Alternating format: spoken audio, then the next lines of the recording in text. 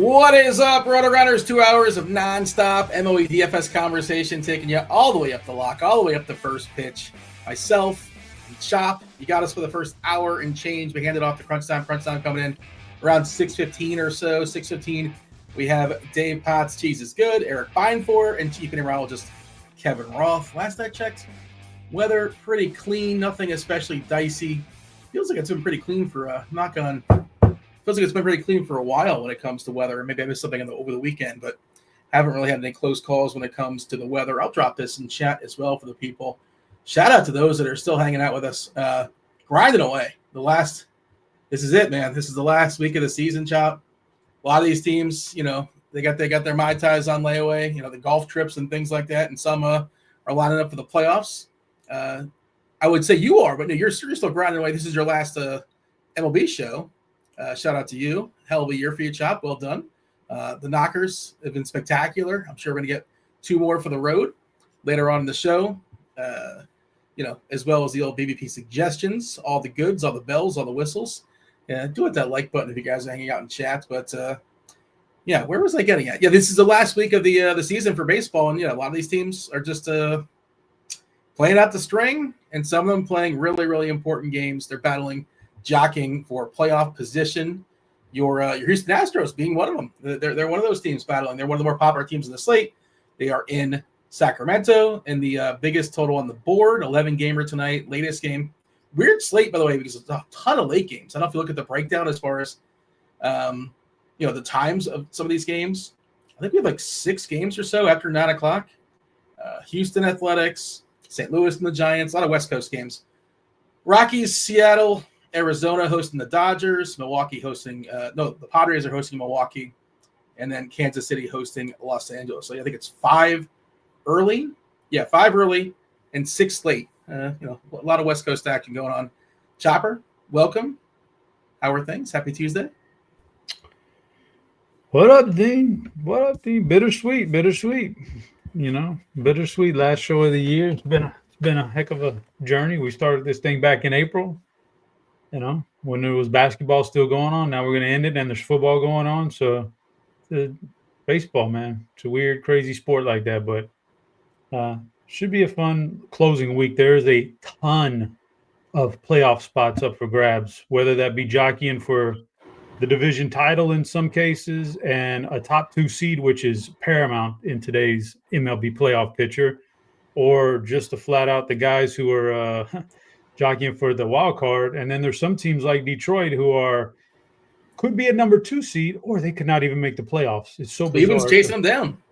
Man, that's a crazy Cleveland run. But it's going to be a pretty spectacular last 6 days up until Sunday when it all ends. So it should be a fun slate and a fun week. Alex in chat saying, is this the last RG show? No, this is just Chop's last show for baseball. And, of course, Chop's plugging away, doing some college football stuff as well. He's not going anywhere. I think that's behind the paywall, right? The college football show. I believe it is, Chop. Confirm. I think. I don't think it's actually on the YouTube. Yeah. You got to be a sub for that.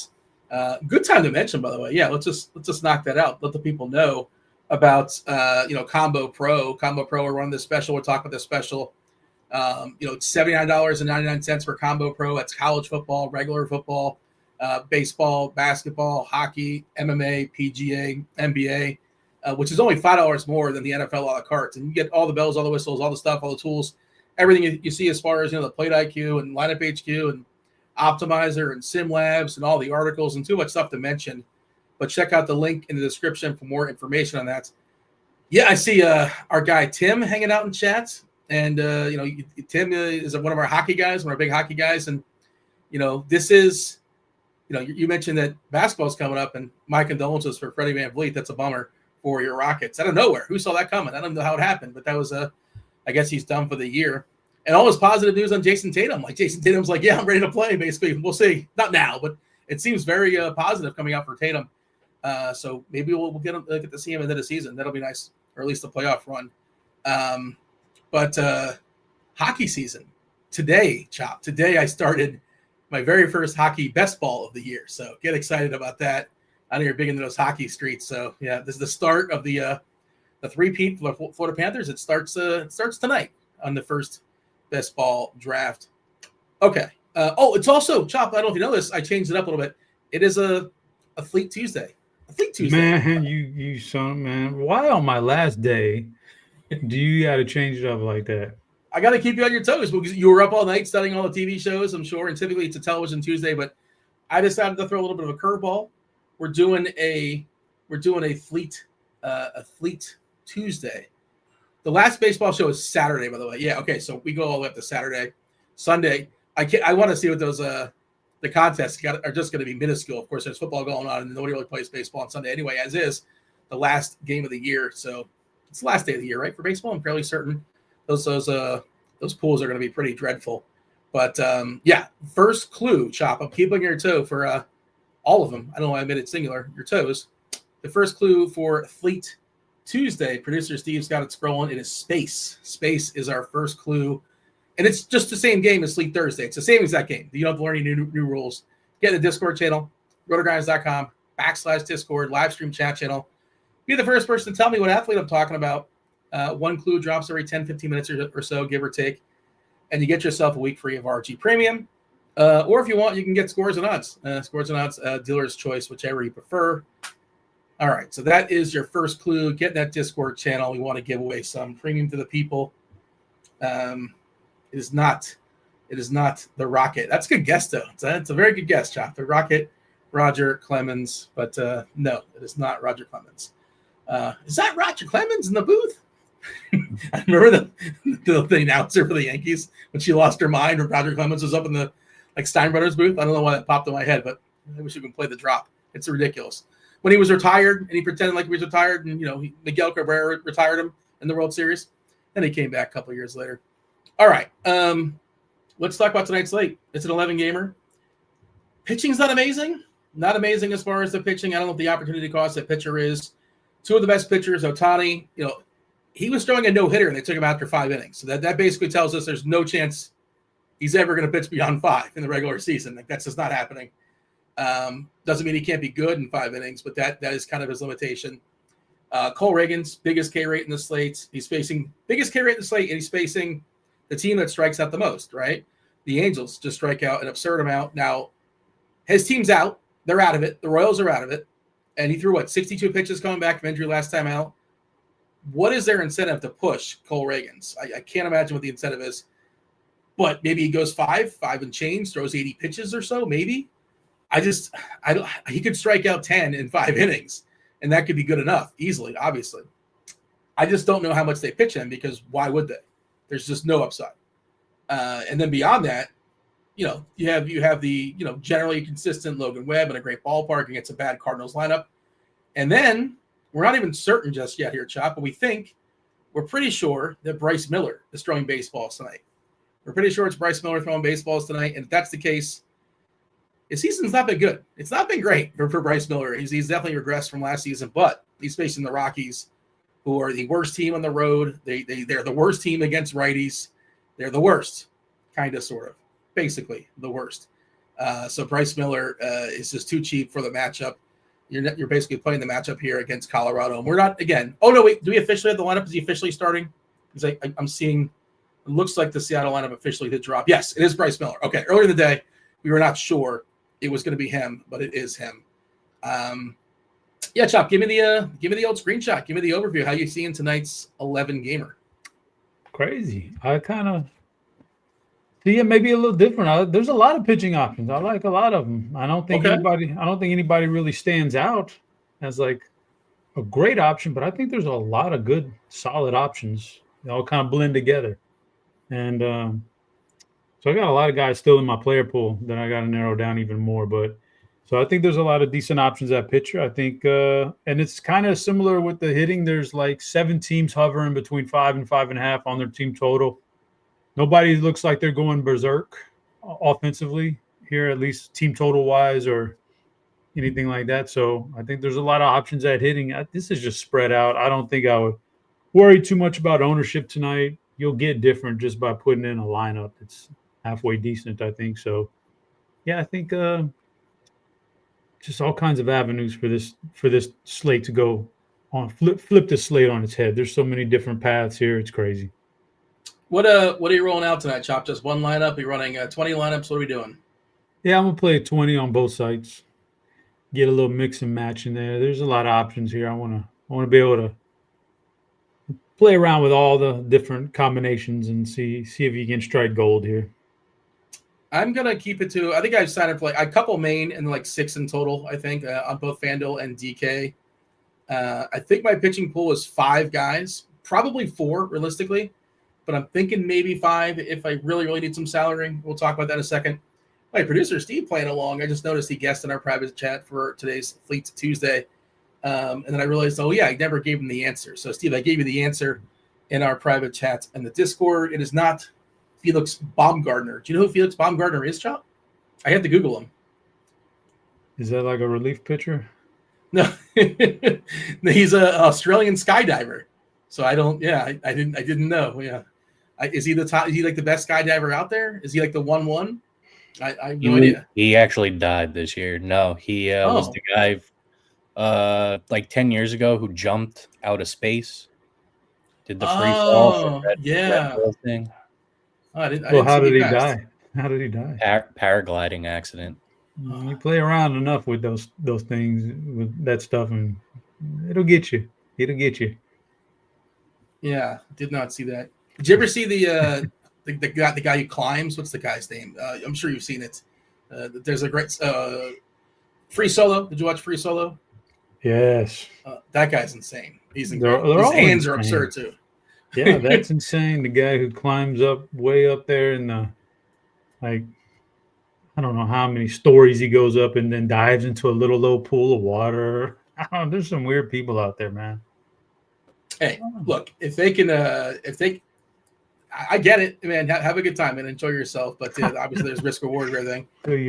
Till your paraglider breaks and then you're cooked and then you don't get to see the rest of your life how it turns out.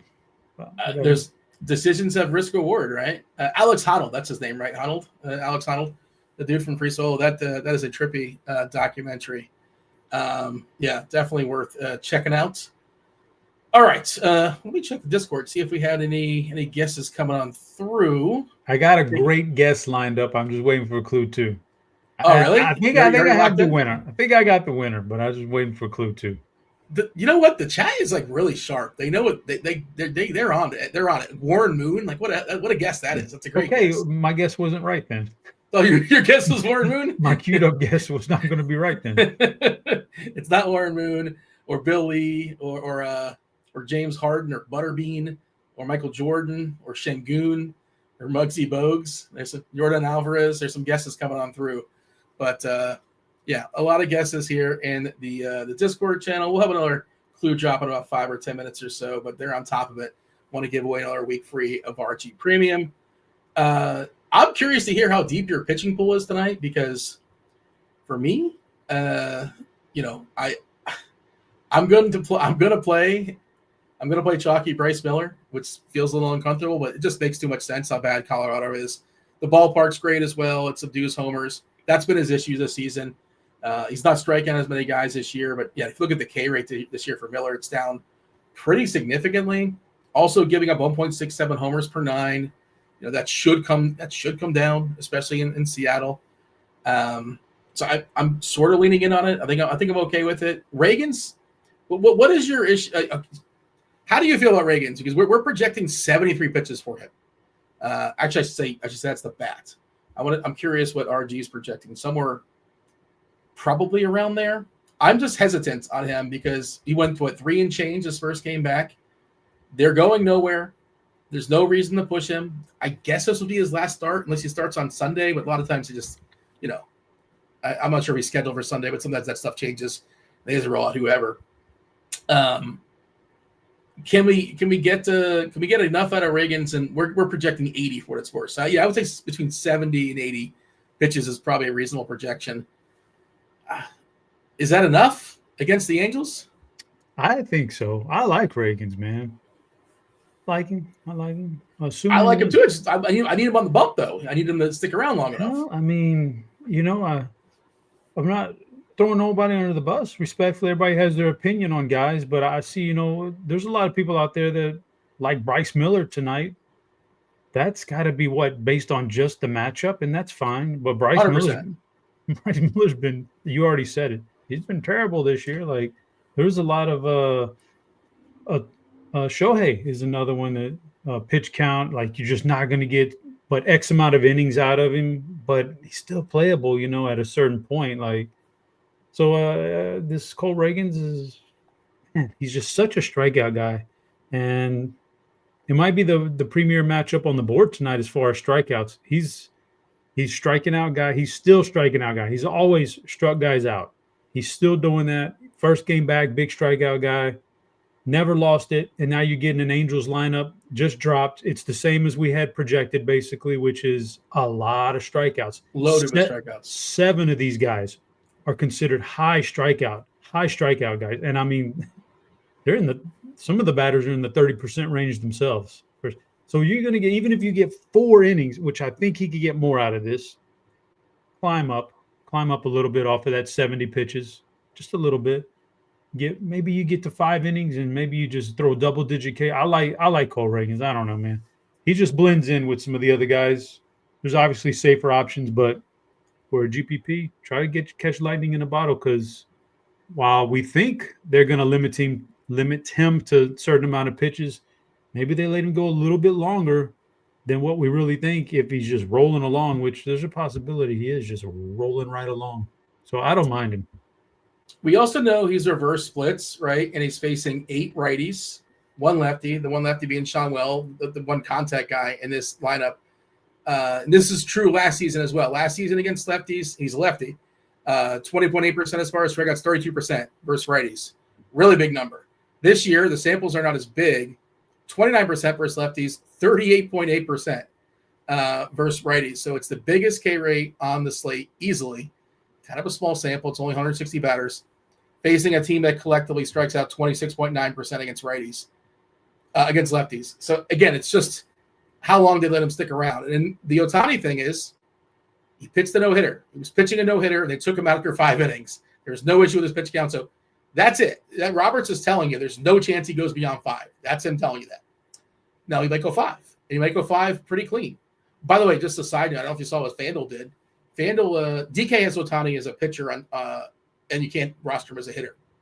FanDuel does not have him as a pitcher. They have him as a hitter, but they have him at a pitcher price. Did you see this, Chop? You know how much Ohtani is priced for on FanDuel?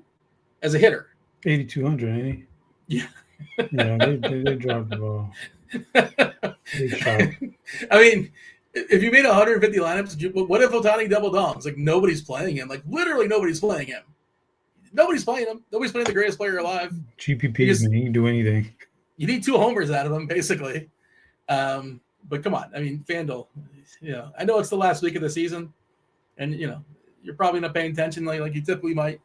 But so strange. And, again, you can't roster him as a pitcher over there, which is just that's just the way it is.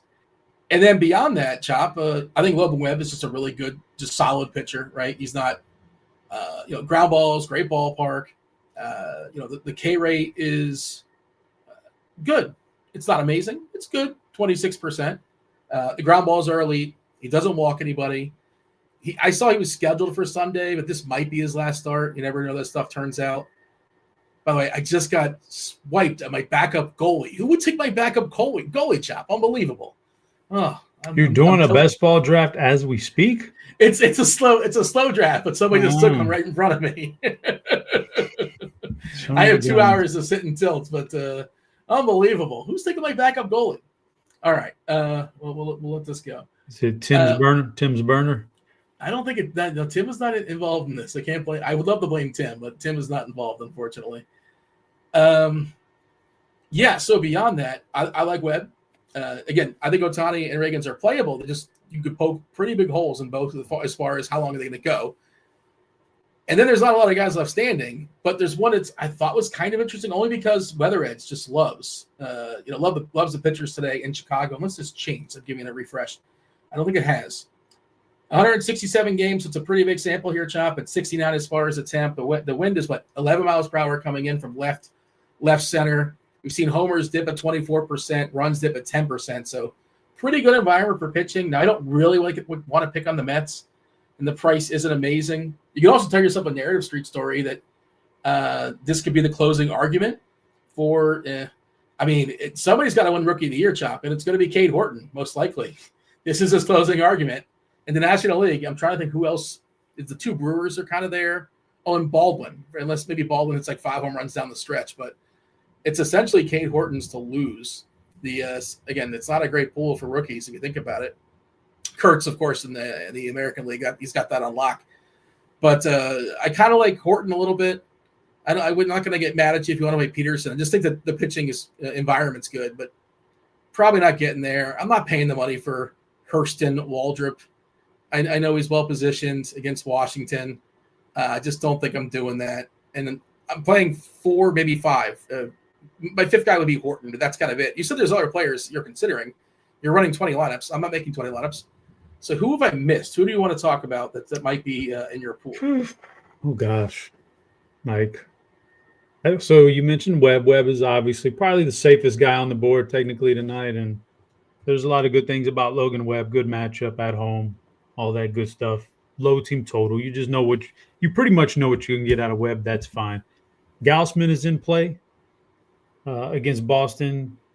At least he's at home and not in Boston. I think that helps him a little bit more in this matchup. And Boston can be a little bit fickle with the bats sometimes. Sometimes they're really good, and I think a lot of those times they're at home when they're healthy, and now they're on the road. And Gausman, again, Toronto's one of those teams. So is Boston. Like, both of these teams really need to win. They really want to win tonight.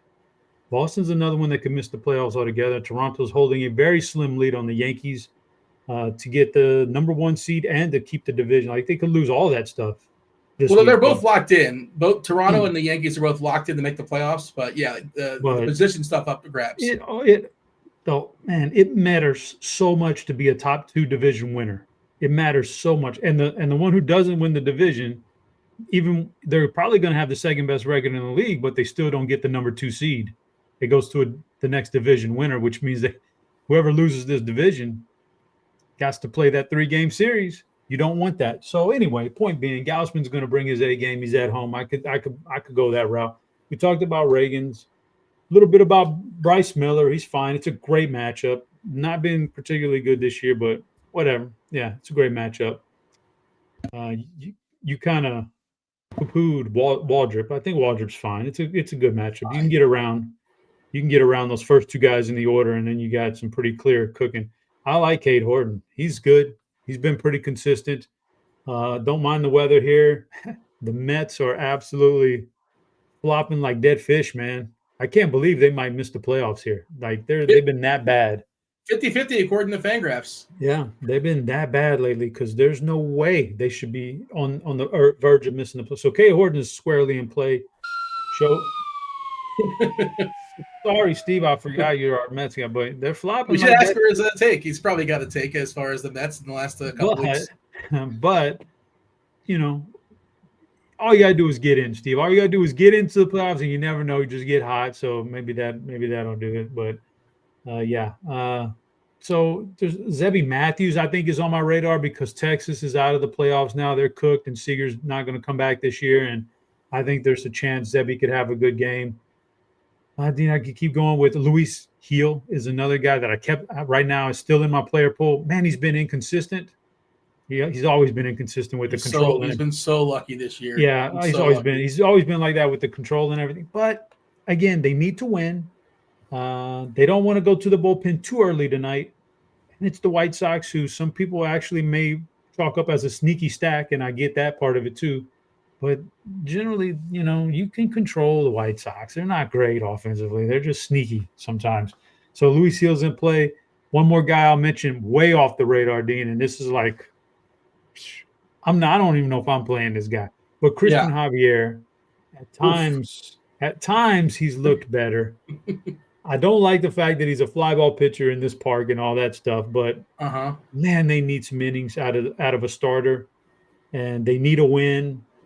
And there are times since he's come back, he's actually looked sometimes like Javier of 2 years ago when he could get you 5 no-hit innings, and then he has to exit the game because he walked so many guys. He no-hit you, but he walked about 5 guys, but that's okay. And with plenty of strikeouts, that's just an off-the-radar GPP guy. That's but there's options out there. If the weather's good for pitching in New York, David Peterson's a pretty solid option. Well, he's in Chicago. That's what we're talking about. New York. Chicago. New York versus Chicago. In Chicago. If the weather's good, which everybody's saying it is, Peterson's in play again. You got a team that needs to win desperately, man. It's 7 total. 7 total there. Basically, it's a coin toss between Chicago and New York. So yeah, Vegas is on to the fact that the ballpark is playing pitcher friendly. Let's drop that second clue for Fleet Tuesday. Clue number 1 was space. Clue number 2 is Larry. Space and Larry. That is your first 2 clues. That's too obvious. No, I got to think about this. Somebody's going to put Chipper. That's how you're thinking of? So yeah, second clue is Larry. One thing I wanted to say to your point that, the Yankees, they want to win. And like some of these teams, the Mets want to win. And maybe they'll keep them around if they're pitching well. Yes. However, I also think the opposite is true. If they're pitching poorly, quick hook. Like if we're seeing if Heel is just not throwing strikes, and we see that often, they might give him a quick hook because they don't have time to sit around and let him try to figure it out sometimes. And same thing with Peterson. If he somehow is struggling, you might see some quick hooks just because, like you said, these teams are, I don't want to say desperate, right? The Mets are a little more desperate than the Yankees, but these last 6 games really, really matter. Trying to think, is there anybody else that's of note? I don't think so. We basically ran down everybody. The Bryce Miller thing again, just it's more about the Rockies than it is about Bryce Miller. On the season, when facing righties, the Rockies have the second highest K rate, 25%, only been outdone by the Angels. The lowest walk rate, so that they're not patient, they strike out, and they're also dead last in WRC plus. As far as playing on the road, they have the worst WOBA and the worst WRC plus. So it's just Bryce Miller not great, but the ballpark's great. Seattle, as far as pitching, I think that's the ballpark that has the most strikeouts. Like it's a funky batter eye in Seattle. I feel like I've heard that before. I don't know if that's changed, but something I've seen this season. So Bryce Miller, maybe it's bad chalk. I'm not sure, but I'm going to be playing some Bryce Miller. Anything else we want to mention as far as pitchers? I'm trying to see if anybody in chat threw out any names we've not yet touched on. Brian saw my heel as an expected ERA of 1.7 points higher. Yeah, I was looking at the Sierra. Sierra is 5.7 and his ERA is 3.33. The walks at 14.4% is just unacceptable. So fly ball pitcher. The Ks are way down this year at 17.9%.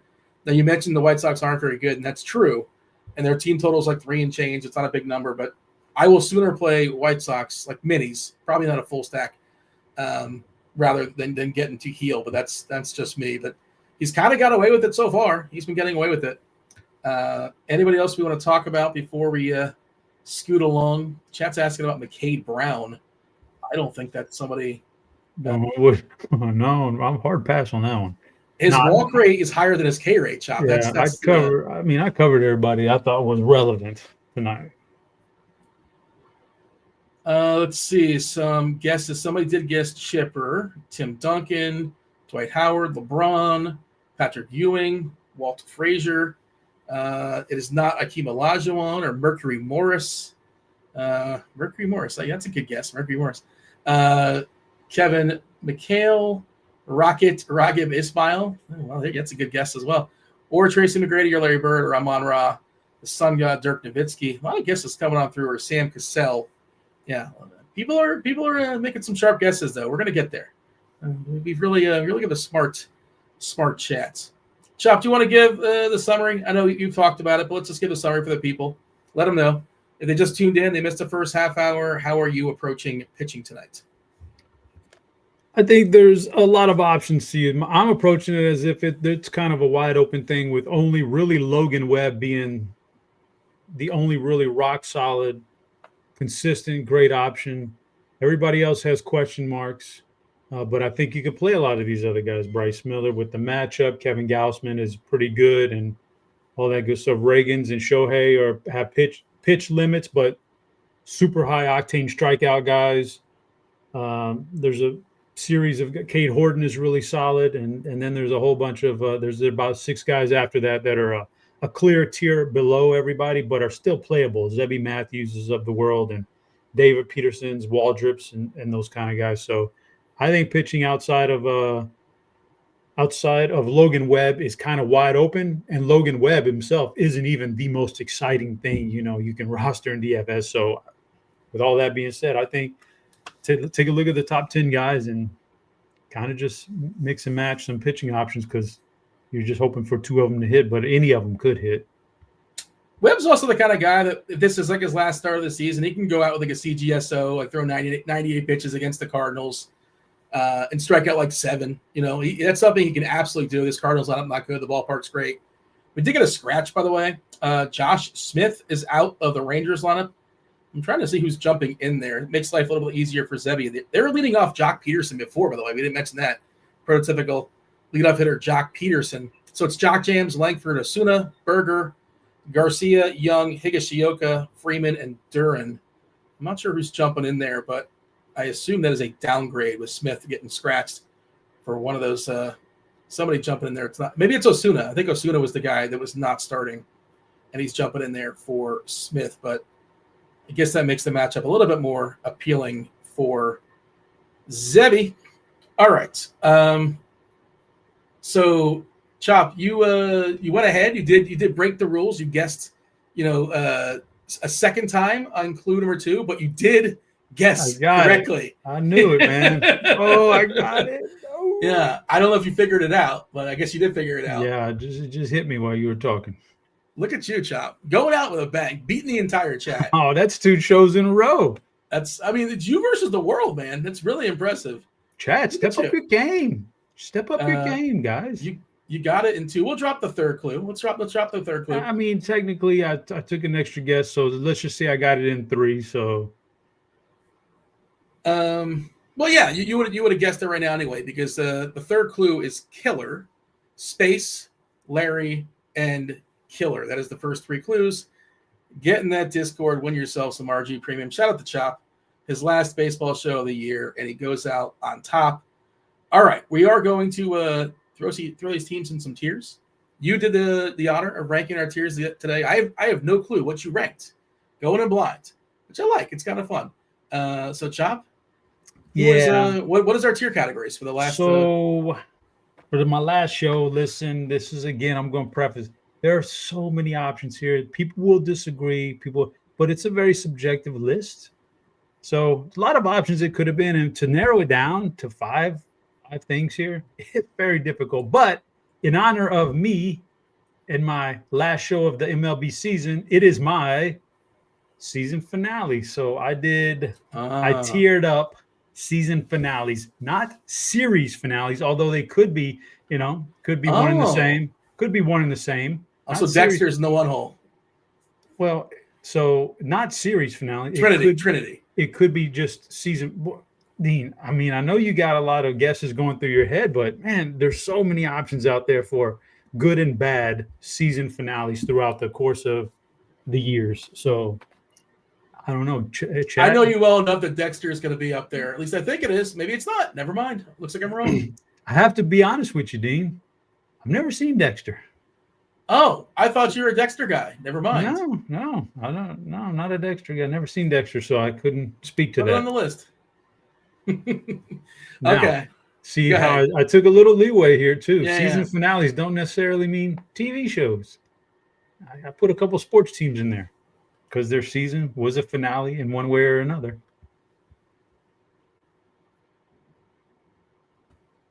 So you got some.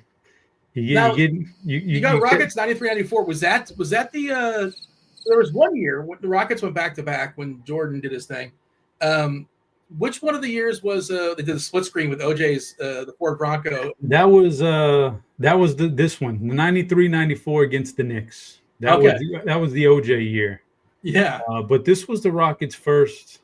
This was the Rockets' first NBA title, and it happened in Game 7. Got back to Houston for a 7-game series. So Game 7 was the season finale, and They won, and so that's got to be at the top of my list. Even though there's a lot of good TV shows out there with season finales that I can't. Nothing's going to top that finale. That was a hell of a season finale right there. As a kid, you're a lifelong Rockets fan, and at that point, the Astros still hadn't even barely made the playoffs. So this was the one. This was the one. This was like everything. So that's got to be that. I'm gonna go Lost. I don't know. I know you've watched Lost. Uh-huh. A lot of people have seen Lost, and they didn't like the way it kind of fell off. But I'll tell you this much about Lost: the first 2 seasons of Lost were some of the best television ever. Agreed. And the when they get to digging in the spoilers. Oh man, Hatch. It's been like 30 years, Dean. Hatch is the word you're thinking of. Yeah, the Hatch. It's been so long, but I just remember like that season finale where they finally get into the Hatch, man, buddy. It's been too long, Dean. It's just, come on now. I'm not spoiling nothing for nobody. Tim is saying no spoilers, but the statute of limitations are up. I think you're allowed to. I mean, you're not doing it intentionally. Well, I'm not even giving you anything. I'm not telling you what they found in the Hatch, which is incredible, by the way, like the whole thing. But you never guess. Season 1 and season 2 of Lost were just art. So Exodus was part of that. It was a season finale where they're trying to dig into this Hatch all year, and they finally do, and blah blah blah. I'm in the middle on The Sopranos, Dean. Made in America, the very last one of the series, and the fade to black that happens, and getting no spoilers or nothing. But I'm in the middle on this one. Didn't mind. I like it. I liked it.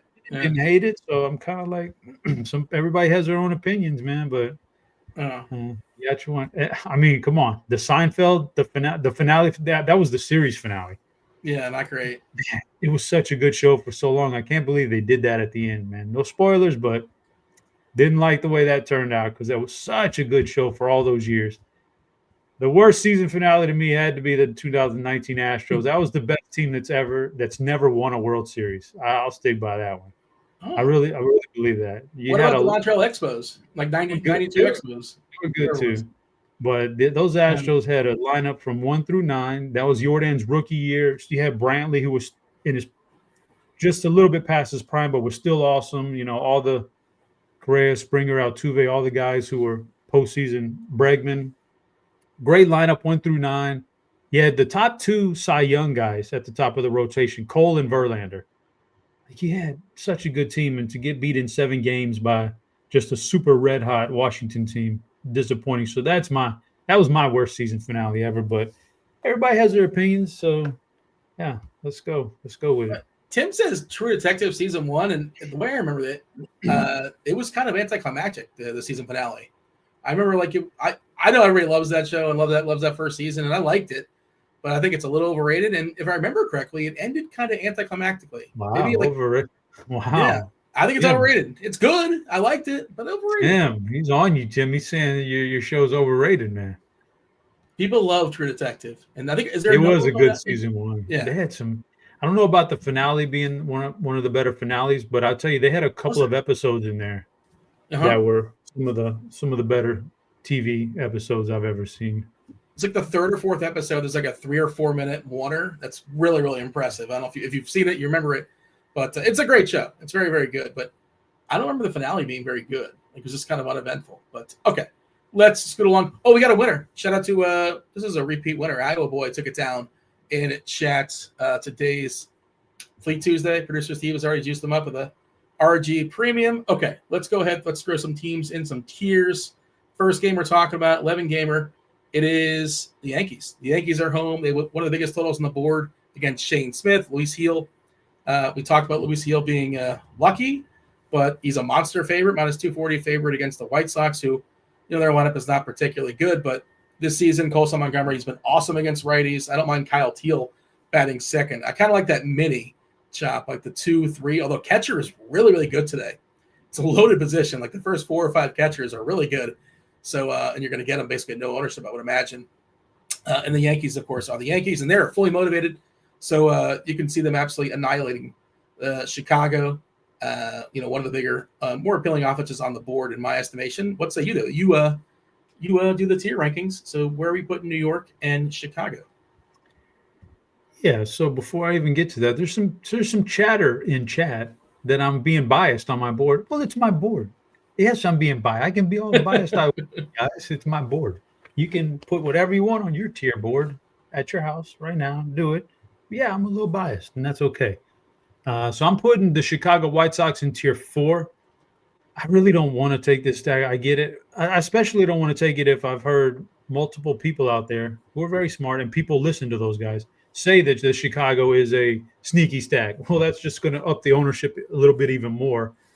I'm going to pass on that. Maybe, if Heel does start to struggle a little bit and they unleash the bullpen, it's a very good Yankees bullpen. So, and they're trying to win, so they're not just punting this game away. For the Yankees, biggest team total on the board. Everything looks good. I get all that, but I'm still just going in tier 2 with them. I'm still going in tier 2. I'm seeing, Dean, the top 5 guys in that lineup projection-wise, if you were to stack 1 through 5, it would cost you an average of $5,100, a little bit over $5,100 per player.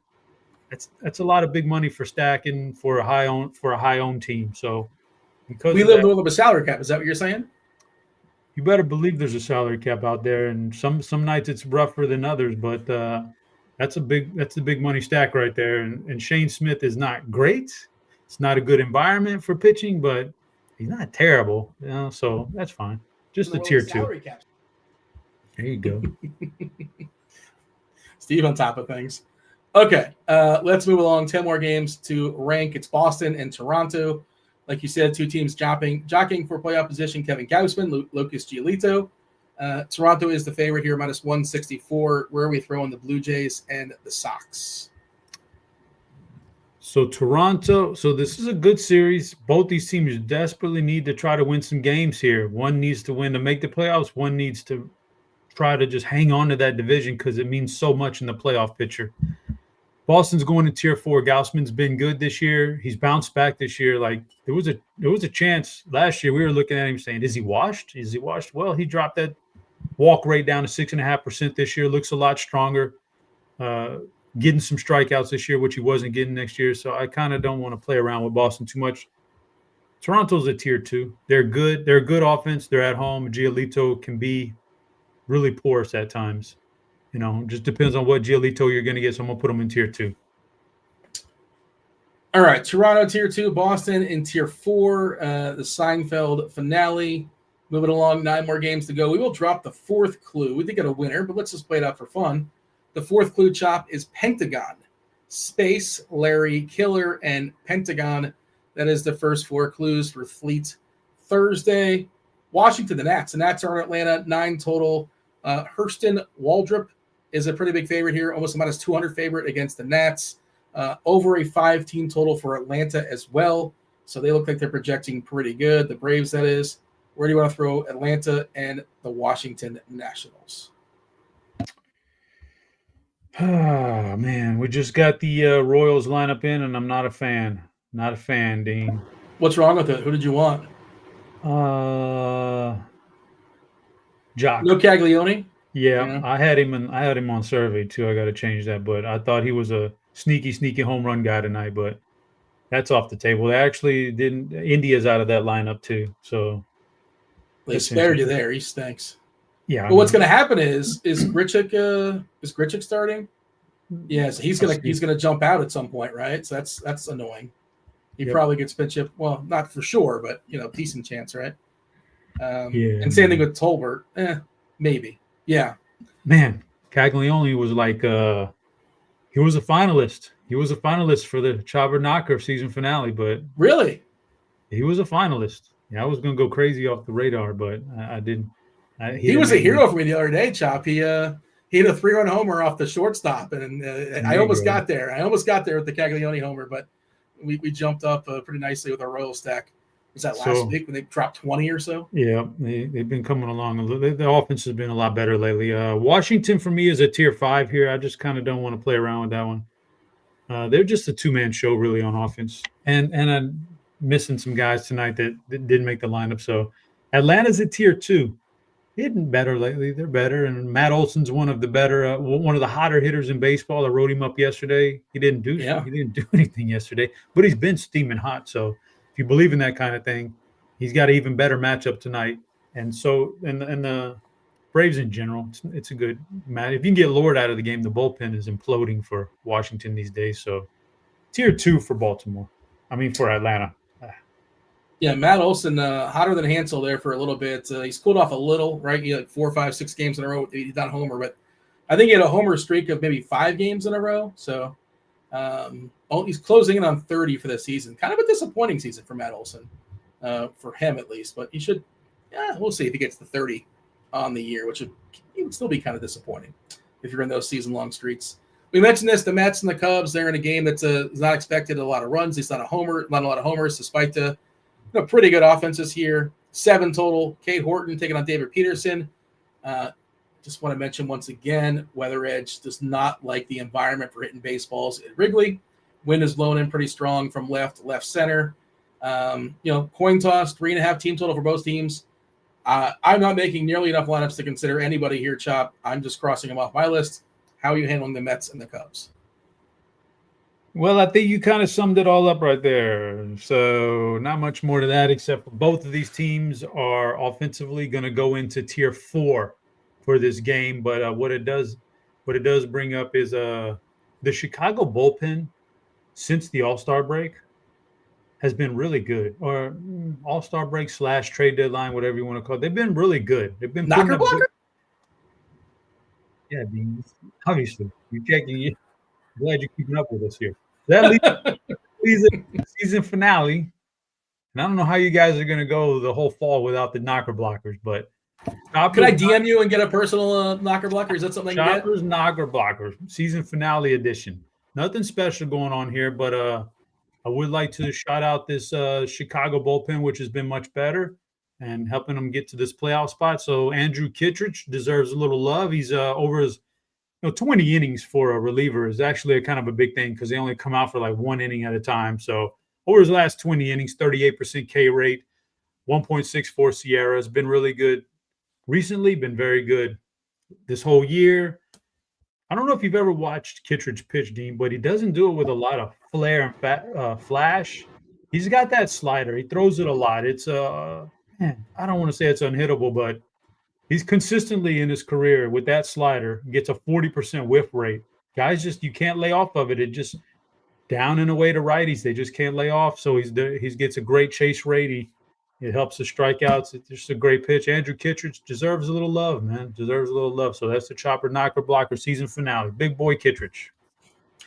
Both teams landing in the Seinfeld season finale. You know what I love, Chop, is you don't ride the fence. There's no teams just yet in the middle. No teams hanging out there with Tony Soprano in the tier 3. You're taking some stands. Minnesota versus Texas. It's an 8 total. Patrick Corbin, Zebby Matthews. Texas is the slight favorite here. We did get a late swap here. Josh Smith got scratched for the Rangers. Jock Peterson, Wyatt Langford, Osuna, Berger, Garcia, Young, Higashioka, Freeman. I think Ezekiel Duran was the last guy in the 9-hole.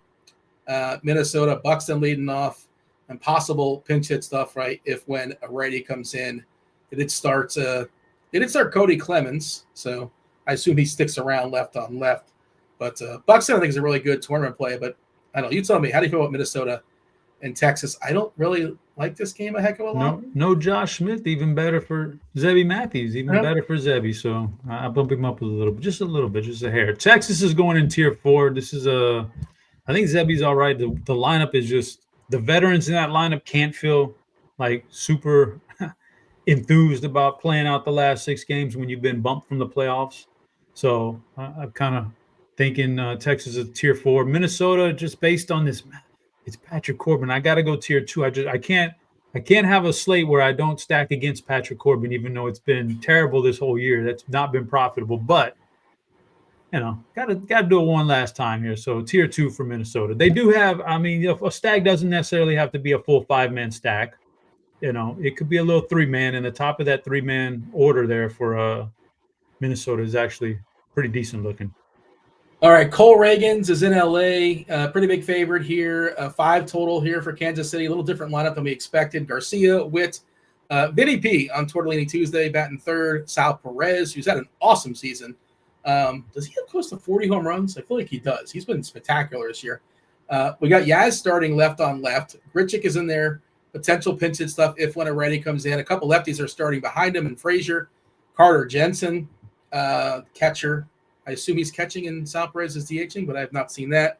And the guy with some speed there, Tyler Tolbert, another potential pinch hit guy if when Reddy comes in. And, we like Reagans. We talk about all the potential strikeouts there for the Angels taking on Sam Aldegiri. And we don't talk about the Angels bullpen a ton, but it's been bad. Possibly because Minnesota is just the worst, right? And that's we could have mentioned that as far as Texas. If Zebby doesn't have it, it gets really ugly really fast with that Twins bullpen. Very, very clearly, the active bullpen is the worst in all of baseball. But Kansas City, Angels, what do you got? Yeah, they're a bad bullpen out there, but I think Zebby Matthews is good enough that I'm not Zebby Matthews. We're on I threw you off. I'm bouncing back and forth. That's my bad. Yeah, you are. You did. Yeah, Minnesota. You got me. KC battling. KC. I'm gonna go start off with the Angels here. They're a tier 4. I like Cole Reagans, man. Like even if he's just out there for 4 innings, they're not gonna get. That's 4 innings of. That's about 2 at bats from your guys that are gonna be 0 for 2. Like Cole Reagans is good, so doesn't tend well to stacks, but.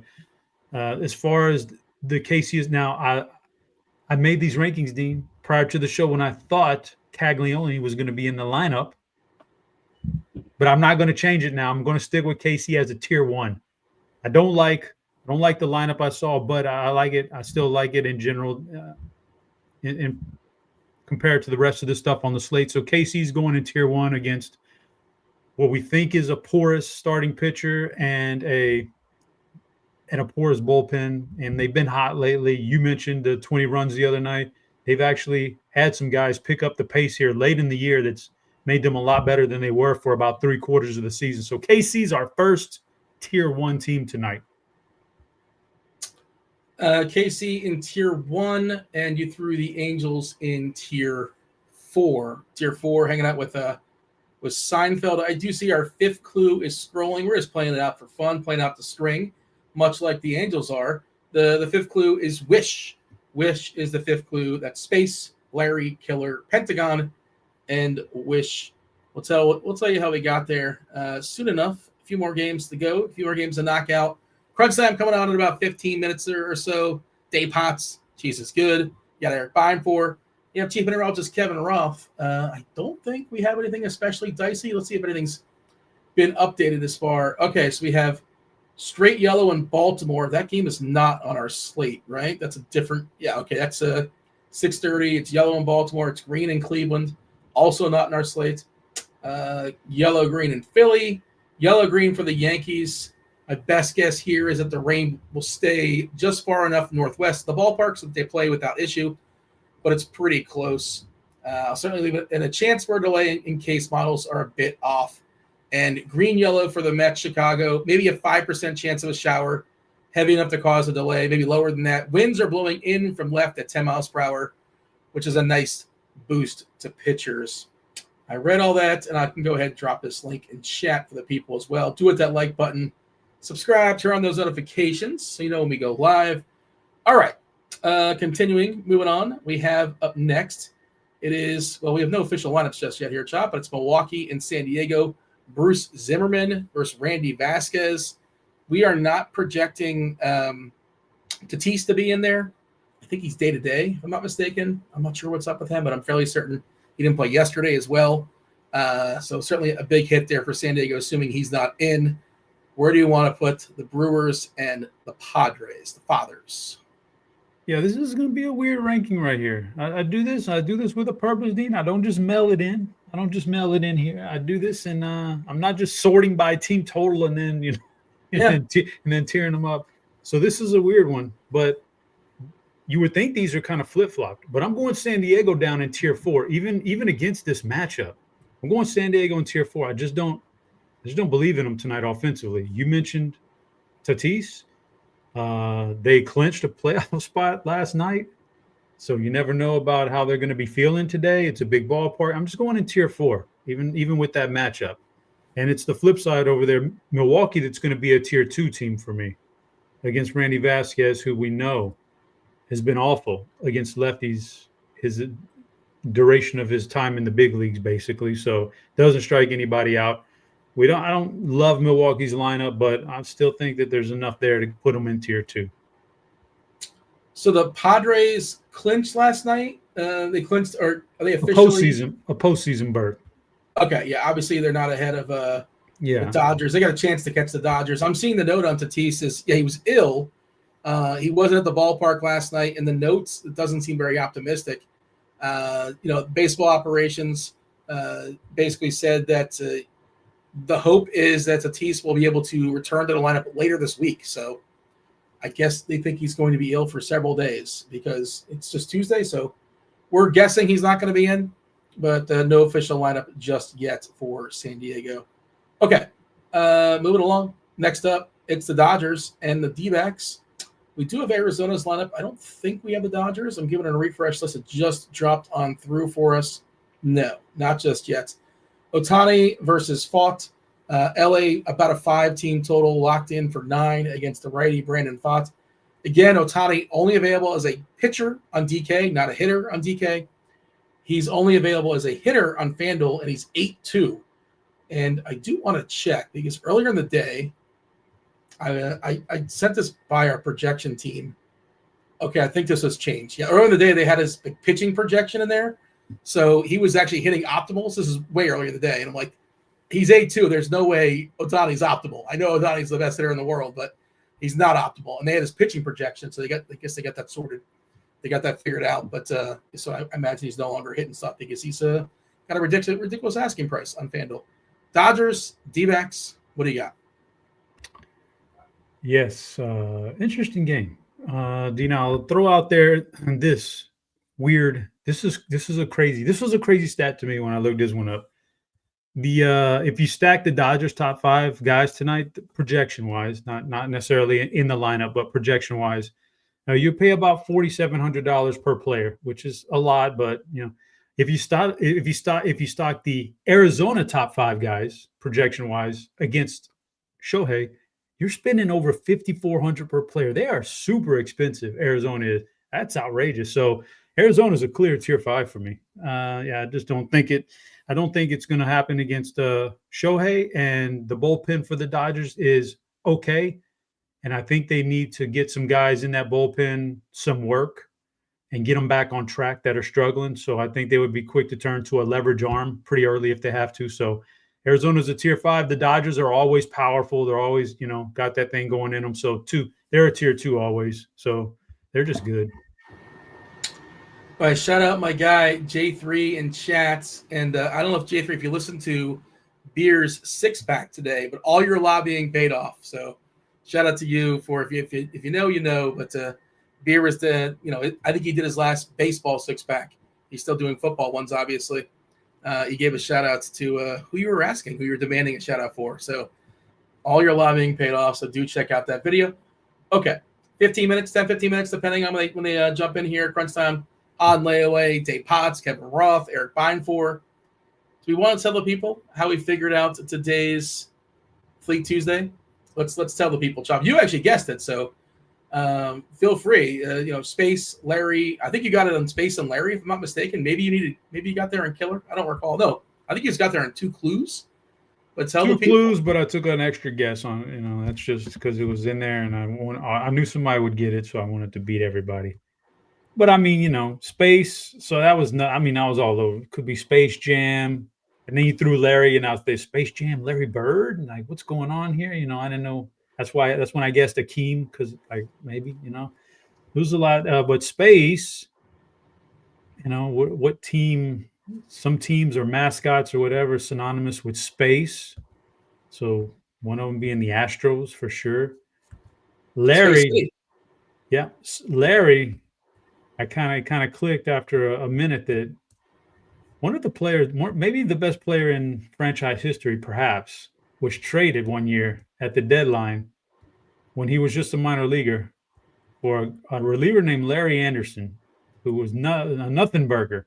But this guy they traded him for that came to the Astros ended up being one of the best ever, a Hall of Famer, Jeff Bagwell. So Larry, killer bees. Pentagon. I'm assuming you go with the 5-pointed star. Well, no. Bagwell is number 5, and a Pentagon is 5-sided. Oh, could have been the star that's on the Astros logo too. It's funny. I didn't think that. No. Yeah, and Wish. I just saw that clue. I don't know what is Wish. Wishing well, Bagwell. Well, that would have been a good first clue because that's so off the board. Famously, if you Google lists of like the worst, most lopsided trades in baseball of all time, you are going to get Larry Anderson, who was like a rental. He was like a rental for like a half a season for Boston, traded for Jeff Bagwell. Jeff Bagwell went on to hit like 450 homers for Houston. He spent his entire career, at least professional. He never played in a bat in the majors for Boston, so he played for Houston essentially his entire career. And he also had one of the funkier stances of all time. If you're going to power rank like batting stances, Jeff Bagwell had one of the more interesting one. We don't have that anymore, right? What happened to like the cool batting stances? They're just like gone. Where's Julio Franco? Where's Gary Sheffield? Where are all these guys?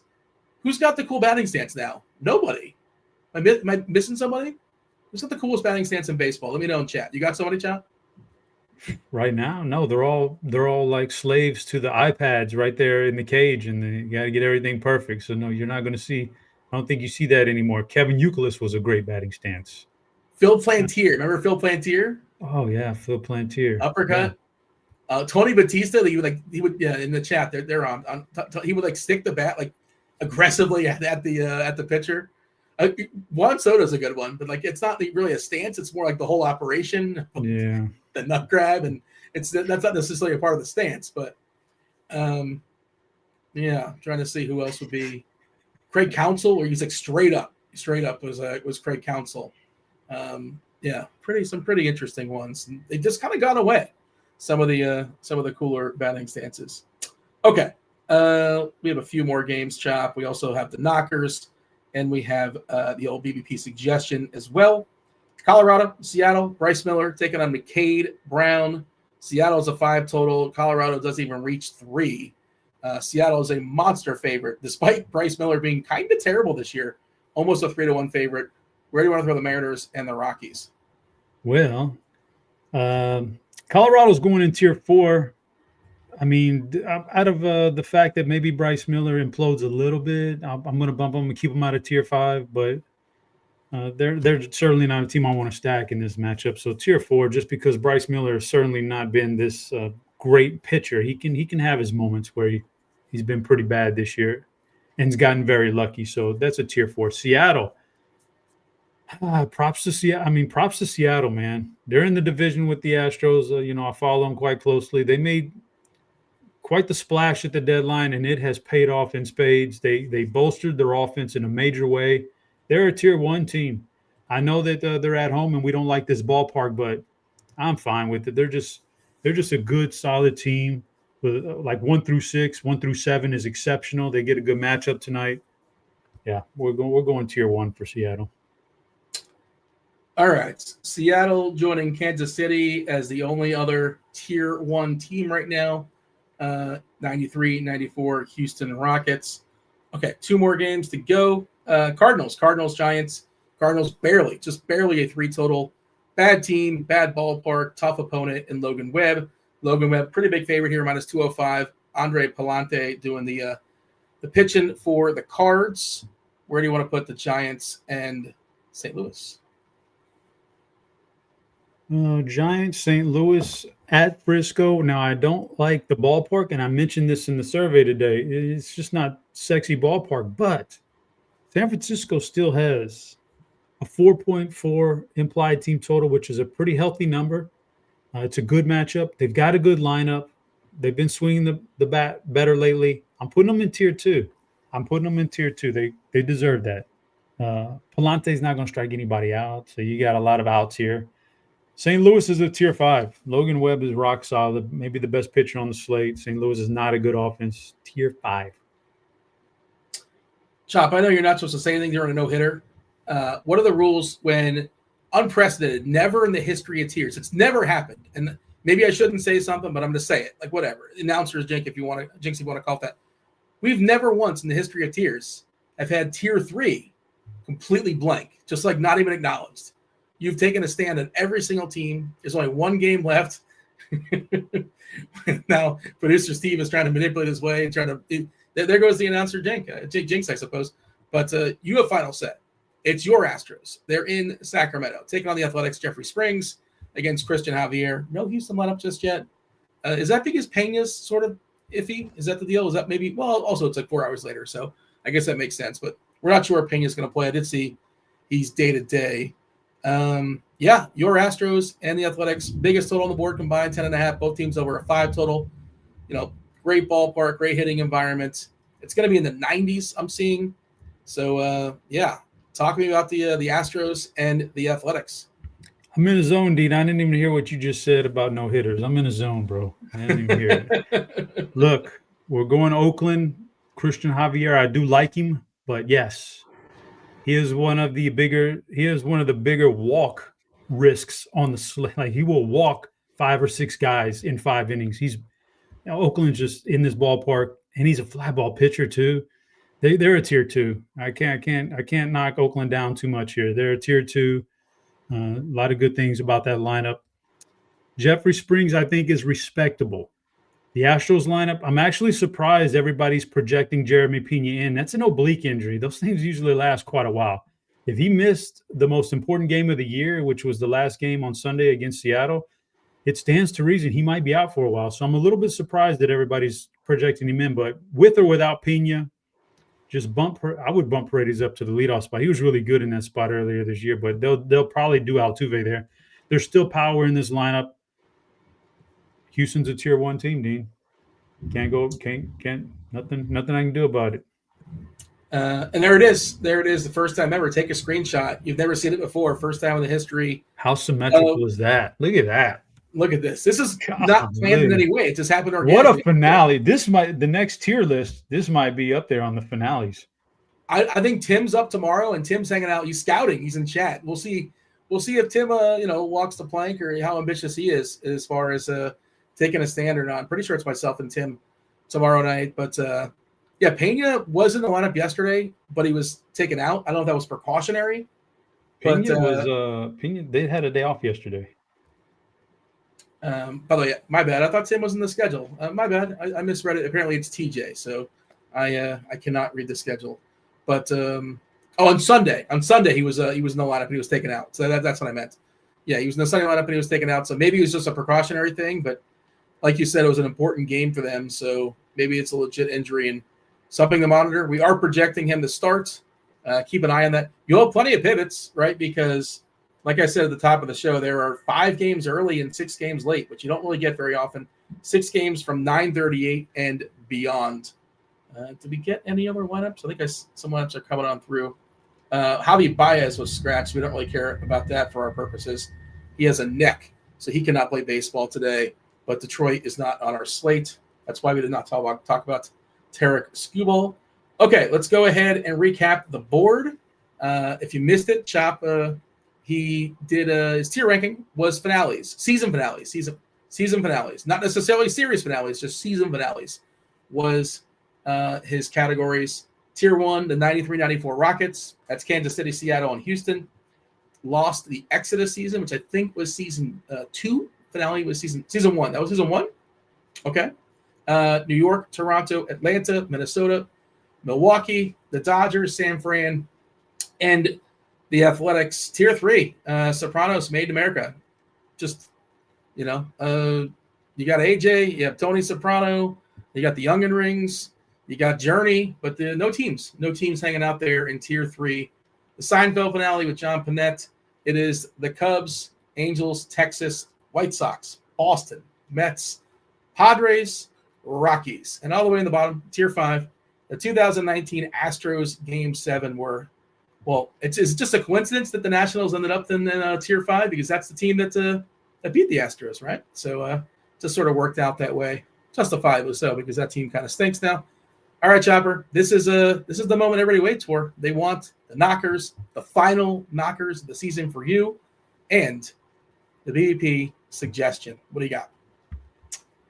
So my knockers I mean, my BVP. I didn't want my BVP suggestion of the day to conflict with my or to overlap with my knockers, so I had to change that, Dean. So my BVP suggestion of the day is Matt Chapman, San Francisco out there against Andre Palante. Some decent stuff in. So now the knockers, because I didn't want to conflict with my knockers, which are going to be LA Dodgers.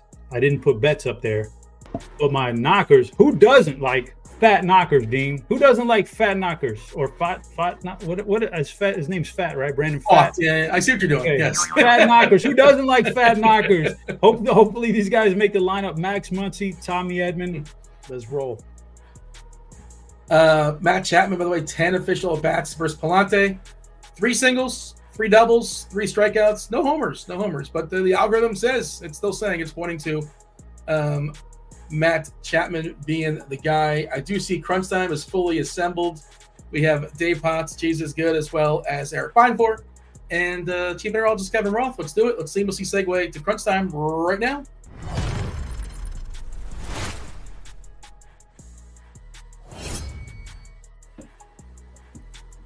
You guys like Chop's own personal music? He's got his own personal music for the knockers. I think he made it. Didn't you make this, Chop? I think you did, right? Correct. Yeah, with some assistance with like ChatGPT or something, or AI of some sort. Yeah, there you go. Shout out to you. So definitely. Did you really make it though? Did you really make it? Chop GPT definitely did that. Chop GPT. ChatGPT won't give you that. You actually have to pay for a subscription to an AI music thing, and man, it'll cook you up whatever you want. It's really good. Yeah, I don't know if you guys have heard the college football intro for our show on Friday, but it's fire. Whew, man, that's crazy. Music is dying as we know it. Sorry, Mr. Potts. I'm not sure if you've heard Doppler Boy, but it's true. Yeah, straight flame. We got to get Dave to cover Doppler Boy one of these days. Dave, have you heard Doppler Boy? Are you aware of Doppler Boy? Oh yeah, it's. I mean, it makes me want to change genres completely. Yeah. It would be spectacular. Hey, quick question. Me and Chop were talking about this. Catching you all off guard. I don't know if you're watching or not. Who has a cool batting stance in baseball in 2025? All the cool batting stances were from like years ago. We were kind of running them off, like Sheffield and Batista and Julio Franco and Jeff Bagwell and Phil Planter. Is there somebody you can point to that, like, is there a cool batting stance in baseball? Is that just, I think it's gone? Boy, yeah, off the top of my head, I mean, yeah, everyone that comes to mind is old. Yeah. I would have to think about it. Like, there's nothing that's popping in my mind. Does Soto count just because he does? It's not like so much the stance, right? But it's like his aura at the plate is like, it's the post pitch more than anything. The grabbing the junk and licking the lips and all that. It's chaos. By default, I think he's got to be the number one spot, if nothing else. But that's the best we came up with as well, with the help of chat. But all right, Craig Counsell, Craig Counsell's on one being thrown out there in chat. Hey, Dean, can I ask real quick what you ranked? Because I saw at the top of the ranking was the 94 Rockets, which was the worst Game 7 of that. My hero, little Kevin, 9-year-old Kevin in his John Starks jersey, watched my idol go 2 for 18 and lose an NBA Finals. It was painful seeing that at the top of any list. Well, that was Chop doing the rankings, and he's a Rockets fan, so there you go. That explains it. Chop, tell Kevin what you ranked. It's my last show of the season, so it's my season finale. So I just ranked season finales. Okay. So I threw a little wrench and then threw a couple sports season finales in there, and I'll allow it from your perspective, but oof, that was tough. I remember when Akeem came out there and threw Starks's junk into the third row to seal the game. Yeah, I remember that. Yep. Was Starks 2 for 18 in that game? I don't remember that. He was 2 for 18 and 0 for 11 from deep. And he just kept chugging. But it always had that one dunk on Jordan, right? Yep. That's like the famous Starks play. Yeah, I had that poster on my wall. Yeah. All right, Chop. Awesome season by you. Always a blast. You're not going anywhere. Of course, you're doing the college football show, but this is your last baseball. Anything you want to say to the people? Your last show? Not really. Said it all. No, okay. We do it all. I'm not here for the accolades, Dean. I'm here to give you what I got inside my head for 20 years of DFS experience. I'm laying it on the table for you every show. Hopefully there's a next year. hopefully there's a next season. Well, 20 you're rounding up, Chop. This is like season 13 or 4 years or something. It's not 20 just yet. Don't fact check the man. He's leaving for his I mean, He's on his way out. You got Can I just? I don't want to age myself here on the show, but when I started this, my firstborn son was just I remember specifically finding the DFS website. It was a Snapdraft, I believe it was, like on Roto World. My son was just born. He was like 1 year old. My son's 19 on Saturday. He turned 19 on Saturday. So you do the math. You do the math, man. Well, 19 and 1. It's been about 19 years. I remember him in the crib, crybaby when mama would leave. All that kind of Trying to make lineups. Yeah. So Where's the optimizers at? You had the he hand just turned 19 on Saturday, graduated from high school last year. So time flies, Dean. Shout out to your son. Congratulations. Sorry, Chop. Good job. The people want us to step aside and get out of here and make way for crunch time. They got plenty of time. 11 games, and I'm trying to do some math here. 47 minutes. I think it's 47 minutes of nonstop MLB DFS conversation that starts right now with Kevin Roth. Roth, take it away. Right now, indeed, good stuff. As always, welcome to it, ladies and gents. You know the drill. It's crunch time. It's to the sharpest minds in the biz. I, for one, was unaware that Chop had an adult son. I did not even know he had any children. Certainly not a 19-year-old child, but hey, kudos. We got Dave Potts. He has adult children as well, I think. What up, Cheese? Yeah, but you would expect that, I think. I don't think you look at me and go, he couldn't have adult children. That's impossible. What's that? And a horse as well. What's that, Cheese? Yeah, exactly. Not much. Erik is ready for your one-on-one game more than you are. I would take him today. If you went right now, with the jersey on, I'm on Team Erik, but I would give you a few minutes to get ready and match this vibe. Yeah, well, I'm glad you brought that up because Erik specifically requested to be on this show because he was bumping his gums about how he would wreck me in basketball, yada yada. He did a little mixtape shooting a little bit, and then I did a little retort video, and I think he's taken all those words back. I think he just decided to swallow his tongue. Beimfohr, what's up, man? I'm doing wonderful, and there's no swallowing of any tongues at all. I could not feel less intimidated by you and your video. I respect your game. I gave you props, but hold on. What happened was we've been going back and forth, right, all summer, just fun. You and TJ were doing it, and I was like, I'll insert myself into this little fun basketball thing because I play basketball fairly seriously for our age, right? Yeah. And so I'm like, you know what? Let's have some fun. Let's just shoot around a little bit, record something, and just jab TJ and Roth. So we posted out there. It got some solid engagement. The people were like, oh, okay, respect your game, all that. And then Roth waits a couple of weeks. He's clearly been practicing for a couple of weeks before he would post his retort. He does, and it was good. He didn't miss any shots. He pulled a couple spin moves, right? He's getting all NBA jam with it. I respected it. But no one cared. It didn't get a like. It didn't get a comment. I had to reshare it and be like, guys, I just want you to know that Roth can ball, but clearly the internet said, okay, we know who the real winner is here. And it was obviously me. It was a little alarming. And then Meansy was curious, like, how did this happen? Why did you want to talk trash about basketball? So I told Meansy, you think you could beat me at basketball, yada, yada. And Meansy immediately was like, no, you would wreck him. There's no way you would wreck him. Then he saw the video and goes, never mind, I take it back. It's like, wait, what? So apparently Meansy is on your side that you at least could beat me in a shooting contest. One-on-one, I think you've got no chance. I definitely do not have no chance in a one-on-one contest, but it would be fun. I am being friendlier. It's been you're lucky we showed up in a good I'm in a great state. We're having a wonderful NFL season and all that kind of stuff. So I'm being very nice. Roth, normally I would just bring a bunch of smoke, right? If we got cleaned out on Sunday. But I have plenty of confidence in myself, as you do as well. I think the thing I've learned is TJ is just cooked. If there's anything I know is that TJ needs to stop talking and just let the adults and the real hoopers talk ball. All right, we are in agreement on that. TJ, you got no shot, bud. Beimfohr and I, we can have a game, but TJ, you're done for. Okay, very good. Well, we are actually here, believe it or not to talk basketball, but rather to talk baseball. We're getting towards the end of the season. This is not quite the last week of the season. What do we have, like a Monday and Tuesday maybe of next week? Is that right? Cheese, something like that? Maybe I'm making it up. Maybe this is the last week. As far as I know, this is it. There you go. Okay. Well, then this is it. We got to figure it out. We want to go out winners. That's what we're trying to do here. So let's talk about this slate.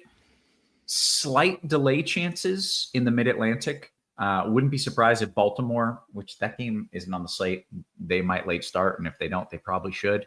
But New York, what's the other game I'm missing? Philly. Thank you. New York and Philly both have a chance for a delay. I would almost definitely, I think I would still play everything in those spots. The Phillies game is early slate as well. Oh, great. Okay. Well, then it's just New York, and there's a chance of a delay. The game will play. That's it. Does that work for you? Great. I don't have pitchers there anyway. Some people might have some MME pitchers there, but I'm bats only there. Perfect. Okay. And Baltimore is late starting, which is the right choice. That game will play, and it's not a concern. So that's it. I'm done. I'm out. Geez, I want your thoughts on what we're doing here as far as the slate goes. Yeah. It's pretty wide open. If you came in, I came in at the end of the last show when they do the board, and I thought I'd never seen a board with no teams in the middle, but it's about right. Like there's a bunch of really good teams, and then a whole bunch you can kind of forget about. I would have had a couple teams in the middle, but I think that's actually a pretty good synopsis of it. It's like you can maybe cut almost half the teams out of your pool unless you're, doing 100 lineups or something. But with the other half of the teams, I don't know. It's pretty wide open. And the pitching pool to me is very small. You can always spread out if you feel like it, but I prefer narrow pitcher pool, wide hitter pool. Okay. Well, let's talk about the pitchers. So I think the first thing we have to talk about, I think, is Bryce Miller.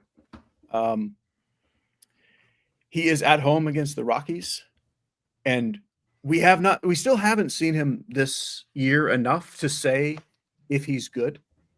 I still lean towards thinking he's a pretty good pitcher, even though he has not been quite the same guy this year. The home runs have been really bad. He only had one good strikeout game, although it was in the one matchup that's pretty darn similar to this. I do think he's just too cheap on both sites. And yes, he's the chalk. But to me, there's nothing right in his price range that I think is a good pivot. I do kind of like pivoting by just going in a different price range, just going up on FanDuel or maybe double up on DraftKings. But as much as I wanted to not play chalky Bryce Miller, the other guys in the 7K range, I'm just really not in on.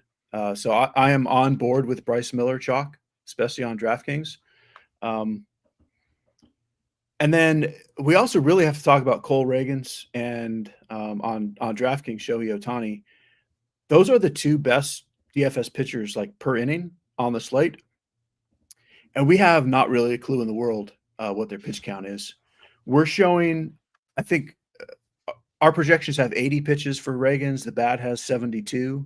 I think that's probably the range, somewhere between 70 and 80 pitches. But against the Angels, Cole Ragans on 75 pitches, that's 8 strikeouts, probably 10. I don't know. I mean, I think he's priced down enough that even though he doesn't have some massive ceiling, certainly not pitch count or innings wise, I still think he's the second best pitcher on the slate, and I would play him ahead of Bryce Miller if you don't need the salary. For me, Logan Webb is the first guy. It's not like you have to play Logan Webb at the most expensive salary, because he doesn't really all the time put up DFS have to have him kind of scores. He's more of you're almost always going to get your 20 points. Maybe you get 25, but it's been few and far between that he's put up the 30 that you just have to have. Which all kind of leads back to I get it why Bryce Miller is chalk. The most likely thing here is Logan Webb gives you 22 points and Bryce Miller gives you like 17. And there's almost a $3,000 salary cap. So, yeah, Bryce Miller is good. But so Miller, Webb, and Reagans is the vast majority of my player pool on both sites. Those are the three most popular pitchers. Maybe Kevin Gausman gets up there close-ish. I have a little bit of Ohtani. And then in lineups where I wanted to just release those hounds, as they say, I played a little bit of Brad Lord. And that's one of those where I'm just telling you who I'm playing. I'm not telling you who I think you should play. Okay. Fitting for a Jeffrey Springs slate, by the way. Yeah. Fitting narrative. Yes. And then there's a whole bunch of guys you're welcome to play if you want to spread out. I mentioned Gausman. You could do Waldrop. You could do Luis Heel. You could do Cade Horton. You could do Zebby Matthews. You could do Shane Smith, Christian Javier. But to me, no. Like, it's just, I would rather just narrow down that pitcher pool and spread out at my bats. Okay. Release the hounds. Beimfohr, what do you got for us pitcher-wise? It seems like there's a fair amount of choices, at least options. I don't know if they're great ones, but we got them. I think, I mean, Cheese absolutely nailed it, of course, but I think how I think about the slate as a whole and how that bleeds into pitching from more of like a, single entry, small field style player is I'm just leaning into those chalkier arms as well, because there are none of these pitchers are like, just like, oh my gosh, this is a total mismatch. Like even Bryce Miller, right? Even Cole Reagans, even whoever, Logan Webb. None of these guys are just like absolutely dominant, which actually means it seems kind of weird that there's so many bats. There's like so many bats that are in play tonight that I have these pitchers that are kind of a cut above the rest, even if maybe not like the stone cold nuts like we would see on every single slate. Mm-hmm. But whether it's Bryce Miller, for me, it's Bryce Miller, Logan Webb, and then Reagans, just because there is a pitch count level concern for Reagans it just doesn't exist. I mean, I guess technically like Bryce Miller's probably not going to throw 100 pitches, but like you see on your screen, like nobody projects for 100 pitches. It just doesn't really happen anymore. Logan Webb, for me, maybe I should even say Logan Webb is number one. I'm a Cardinals fan, but the biggest Cardinals hater you've ever seen. I've been playing pitchers against the Cardinals for it's just in San Francisco the Cardinals lineup is terrible. And this is a watered down version of it. It's just, if Logan Webb's going to have one of those big games, it's probably in a spot like this.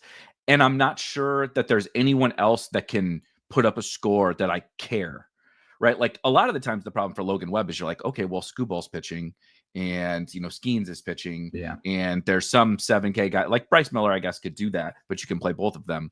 And that just doesn't exist tonight where I'm like, oh yeah, I'm scared of the Gausman ceiling. And like, I guess sort of, but like not really, you know what I mean? It's like Reagans, Ohtani, but those guys are on pitch counts, which like just naturally limits their overall ceiling. So just give me Webb. And then the Bryce Miller season has not been awesome, but again, from a smaller field perspective, like you'll have to forgive me if I just don't load up the cheap, talented right-handed arm against the Rockies. Yeah. Not in Coors Field. It's just kind of like anybody like with a pulse is putting out good outings against this Rockies team. I don't think Bryce Miller has like completely forgotten how to pitch. I think he's got some work to do to get back to what he thought he was, but he's not priced like what we expected Bryce Miller to be. If he was 8,800 and Cole Reagans was 7K, then maybe we'd be having the opposite conversation. But for me at that price, what it allows me to do with my bats, it allows me to get Logan Webb if I want him. If you prefer Gausman, right?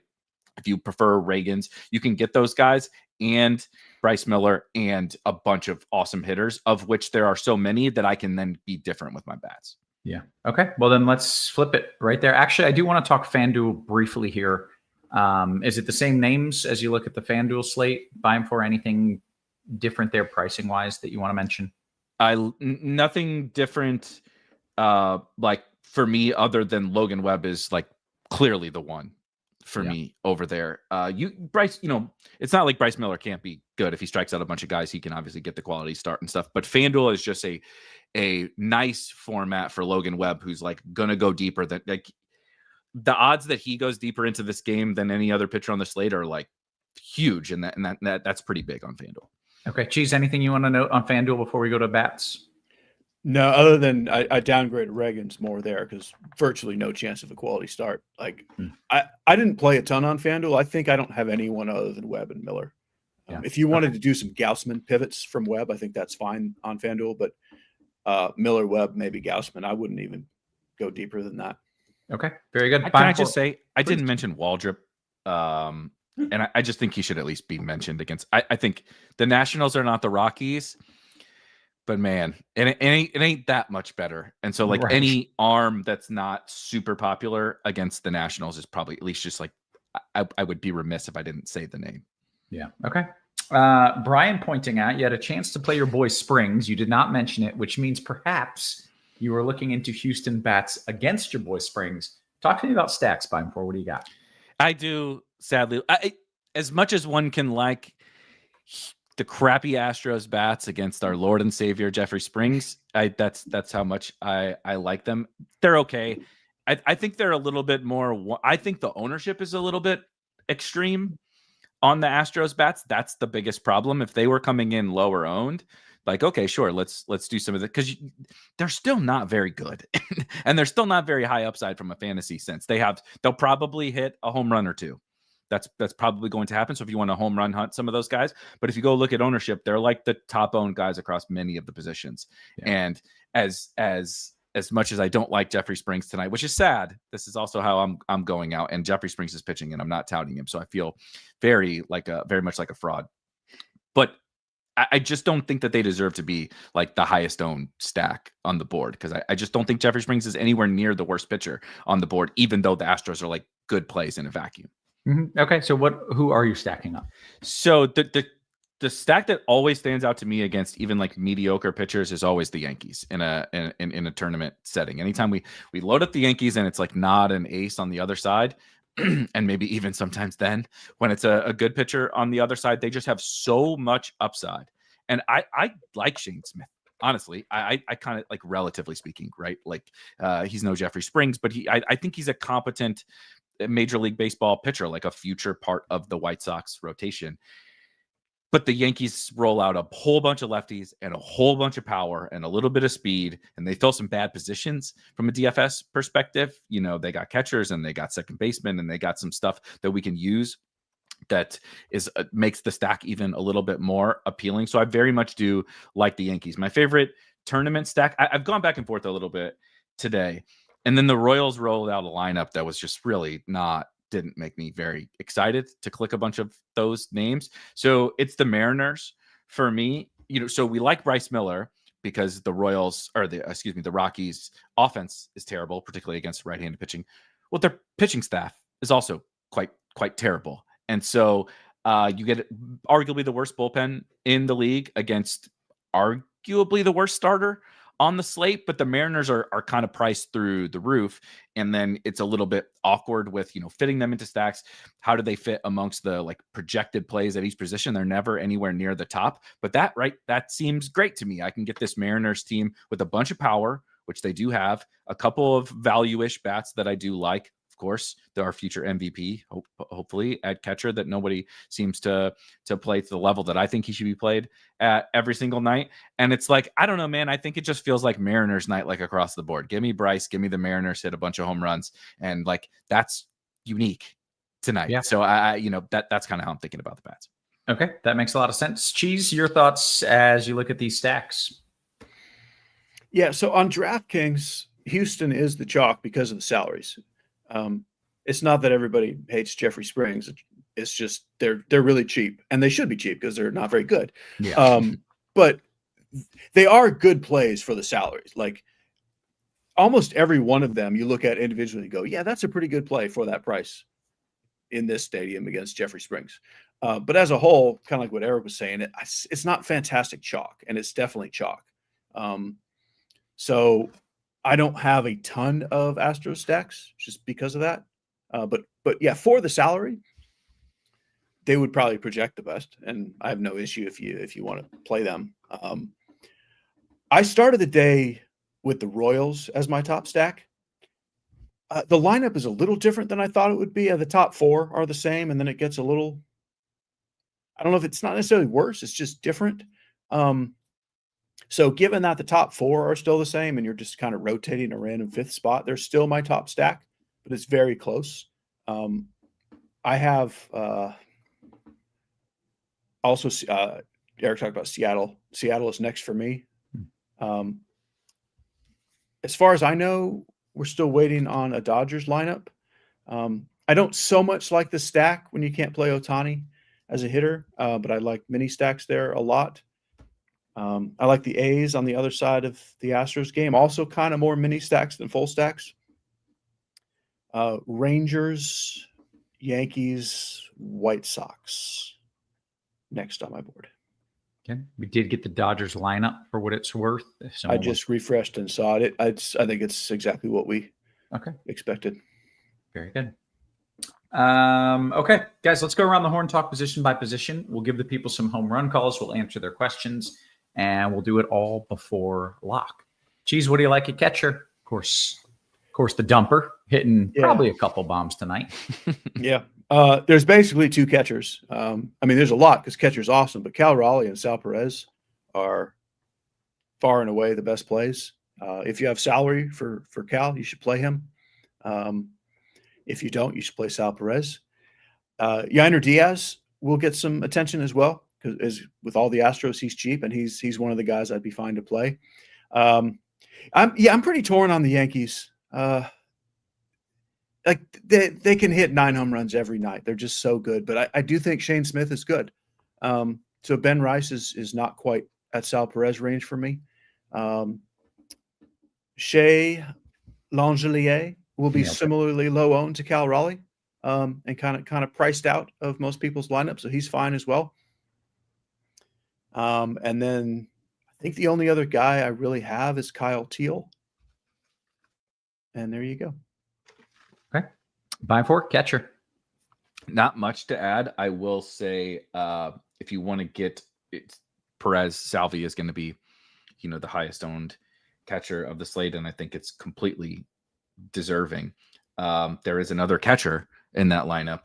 Now it's lefty for old Carter Jensen, but he's a few hundred cheaper, and we have him projected at 1% ownership. And I'm not even we have a very small sample of who he is in the major leagues, but he's hit across all levels of the minors, and I very much like the Royals.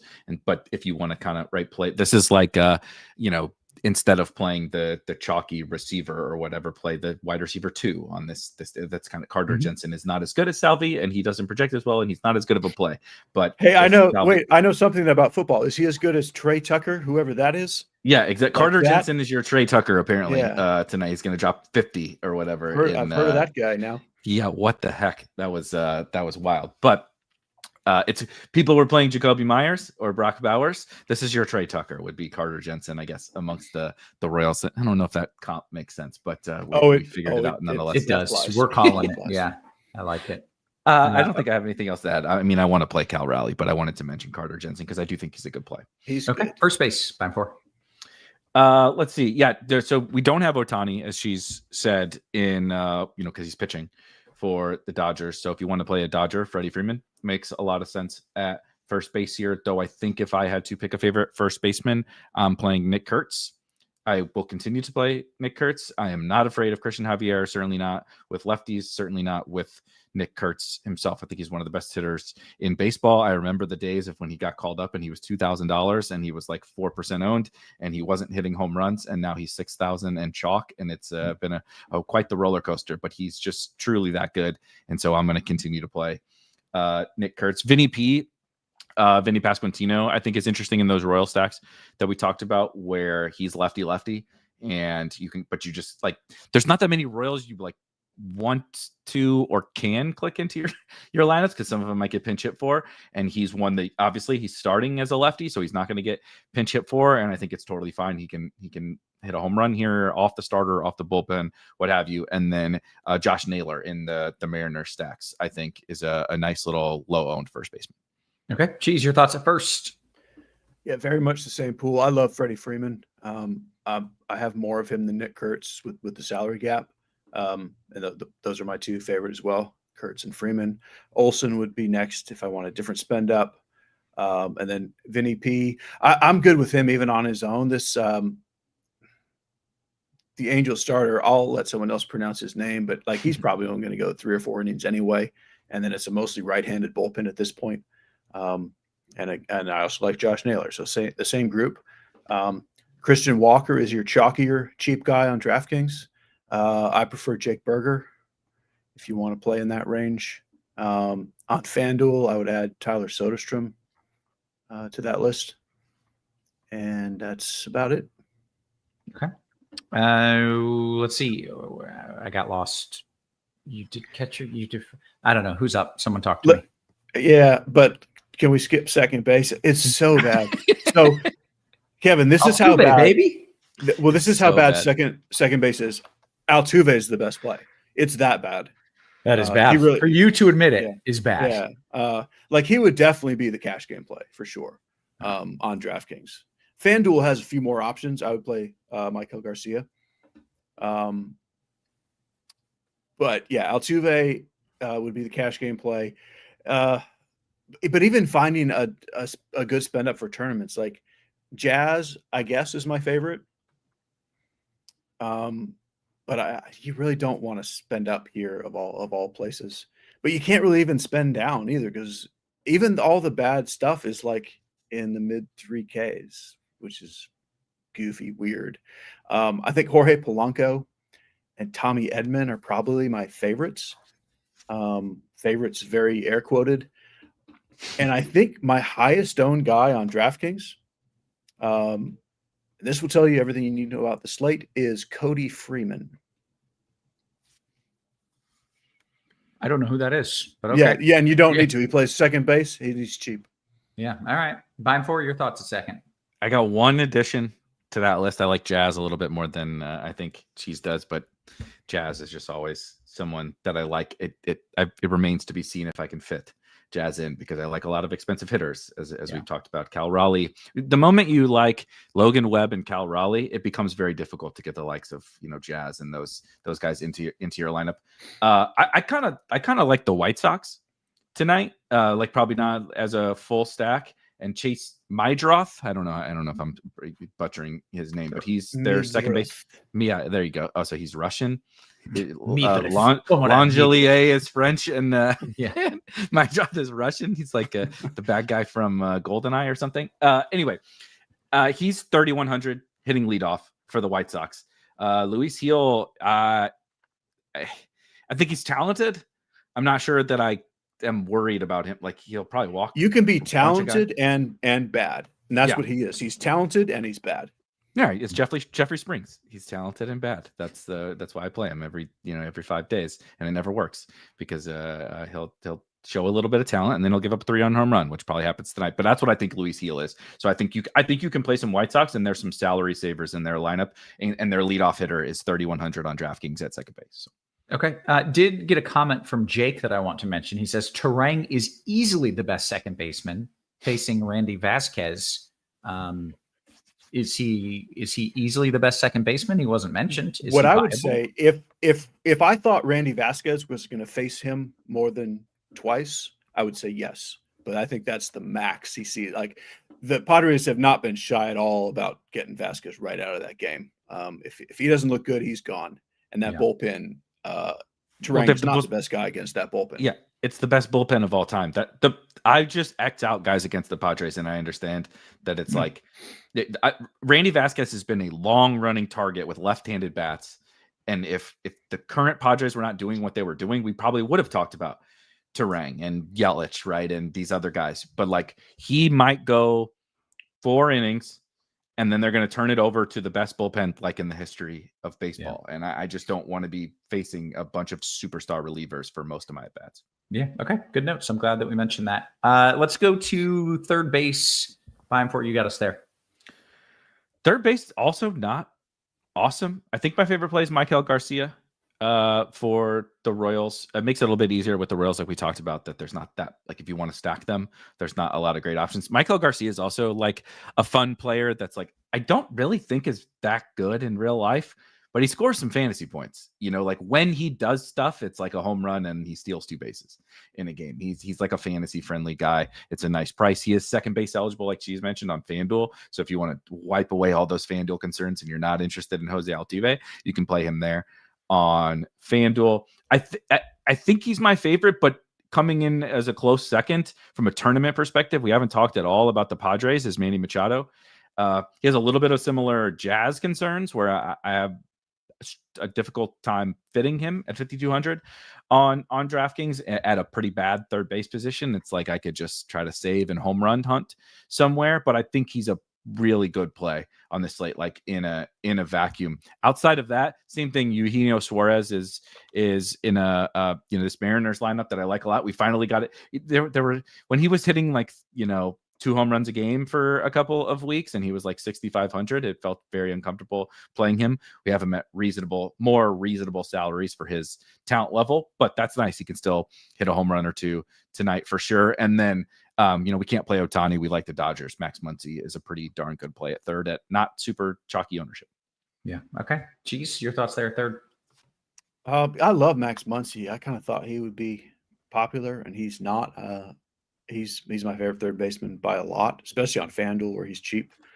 I'm also good with Michael Garcia. We do have 2 of the cheap Astros here with Correa and Paredes. Totally fine. But I prefer Muncy, Machado, and Garcia. Royce Lewis, Eugenio Suarez, Addison Barger, Josh Young, all in my player pool. It's not, none of these positions are amazing, but after having just done second base, this feels fantastic. Okay. I want to go to shortstop. Producer Steve pointing out there's 420,000 people watching, only 86 likes so far. Next season, he says we might have to put this behind the paywall. If we're not getting the eyeballs, we're not going to do it. So make sure you hit the thumbs up so that we get the eyeballs. That's the whole point of making the show free, is to get more and more eyeballs every day. Otherwise, we're just, we're not going to do it for free. That's just the business of it. So make sure you hit the thumbs up so that we can keep the show free, because I enjoy it that way. Cheese, what are your thoughts there at shortstop? It's great, isn't it? It's great. It's actually not. It's not great. It's good. It's great compared to second. It absolutely is that. Yeah. So Bobby Witt is one of the most popular plays on the slate. He's kind of the first guy in cash game lineups and popular in tournaments. He is expensive, but there's not a lot of positions you have to spend on, which kind of includes the outfield. So I'm good with Bobby Witt chalk. As far as I know, I said this with the Dodgers and then the lineup is out. I think we're still waiting on a Houston lineup. I'm kind of thinking no Jeremy Pena, but I don't know. It's 50-50. But even if Pena is in, I think you can save the money and play Correa instead of him. I do kind of like CJ Abrams as an off-the-wall, one-off, pivot off of Witt. And then Colson Montgomery is the other guy I have a ton of. Okay. Beimfohr, your thoughts at short? Cheese just stole my 2 favorite plays I was ready to talk about at shortstop. The spend up to be contrarian on CJ Abrams, even though I like Waldrop. Abrams can come out and break the slate, with 2 home runs and a steal or something. His teammates probably won't. It's going to be the amount of home runs he hits will be the same amount of RBIs he's going to get in this game, but he can just absolutely explode. And if Bobby Witt doesn't, then Abrams would probably be my next best bet. And Colson Montgomery is my favorite non-stud right now. I'm trying to fit Witt. I would like to fit him or Abrams if I can. If I can't, I really do like Colson Montgomery, because I think he wasn't awesome in the minors this year, but every year up until now, he had been just dominating the minors, former first-round pick. And I think he's good. I think he's a really good hitter. And I think, like I said, this Luis Gil matchup is not one that I fear. Brooks Lee is 2,900 as well if you really got to go down a little bit cheaper. I don't love it, but he's cheap, and I think a little bit better than that price. Yeah. Okay. Let's go to the outfield. Beimfohr, what are we doing there? Oh, well, there's a lot, but it all starts, I think, with what you do with Aaron Judge. I like I said, I think Shane Smith is like kind of competent, but does that stop me from playing Aaron Judge? No, not necessarily. But like what you see on your screen, right? If you're watching, everyone after Aaron Judge that's at the top of ownership and at the top of like projections are cheaper. So are you going to spend up and go get Aaron Judge, or are you going to have like kind of some more mid-range or cheaper outfielders? It kind of dictates how your team comes together about whether you play Aaron Judge or not. He's going to be chalky. It's deservedly so. He's Aaron Judge. I get it. I still think I prefer some of the other spend ups. We talked about Cal Raleigh and Nick Kurtz and Freddie Freeman and stuff. Famous last words, right? But like Bobby Witt projects for more points than Aaron Judge does, and shortstop's a little bit weaker, and that just naturally. So I think I'm going to be light Aaron Judge tonight. I do like some of the other Yankees, Trent Grisham, Cody Bellinger, whatever are fine in tournaments. I think my favorite outfielder, I think last time, I think it was the three of us doing the show. I can't remember. I'm excited for what he's about to say. The Mariners were my favorite stack on the last time we did a show together. And Dominic Canzone was like my flag plant play of all flag plant plays. And he wasn't in the lineup that day. And he's in the lineup tonight. And the Mariners are my favorite stack. So Dominic Canzone, you don't see him on your screen. And it was like 2 or 3 days later that Canzone won total, the 50K. Exactly. Because he was in the lineup. That's all you need is him to be in the lineup. He's good. I promise he's good. This isn't just me. Go look up the stats. He's really good. And this matchup is like as good as it gets. It's kind of insane that he's not more popular at this price. So him, Julio Rodriguez, Lawrence Butler, I like as well with the A's, but that's where I'll leave it. I just wanted to talk about my boy Canzone. Okay. Take the gun, leave the Canzone. Exactly. Cheese, what are you doing in the outfield? Yeah, I'm also not really playing a ton of Aaron Judge. It's tough to get up there. And I think Shane Smith is pretty good, which, whoop-de-doo. A lot of people are pretty good, and Aaron Judge hits off of them. But I like Byron Buxton better as a spend up with that discount. And then after that, I would say that the A's outfielders are kind of my next little go-to. Rooker, Soderstrom, Butler. They're all a little underpriced, I would say, on both sites. I also like Canzone as the salary saver along with Jock Peterson. Like, both those guys can hit 2 home runs for basically nothing. But really, I just keep being stunned by how kind of thin the outfield is. Most of my lineups, I didn't even really want 3 of them. I would end up with about $4,000 left on DK and about $3,000 on FanDuel, and just like I don't know, I don't really want any of these guys. It's kind of only Soderstrom and Butler were always just sitting there. So I finagled a few things so I didn't have too much of those guys. I don't love them. It's just that there's not really that much that I like anywhere in the outfield. Other guys that are just kind of vaguely in my pool: Teoscar Hernandez, Dalton Varsho.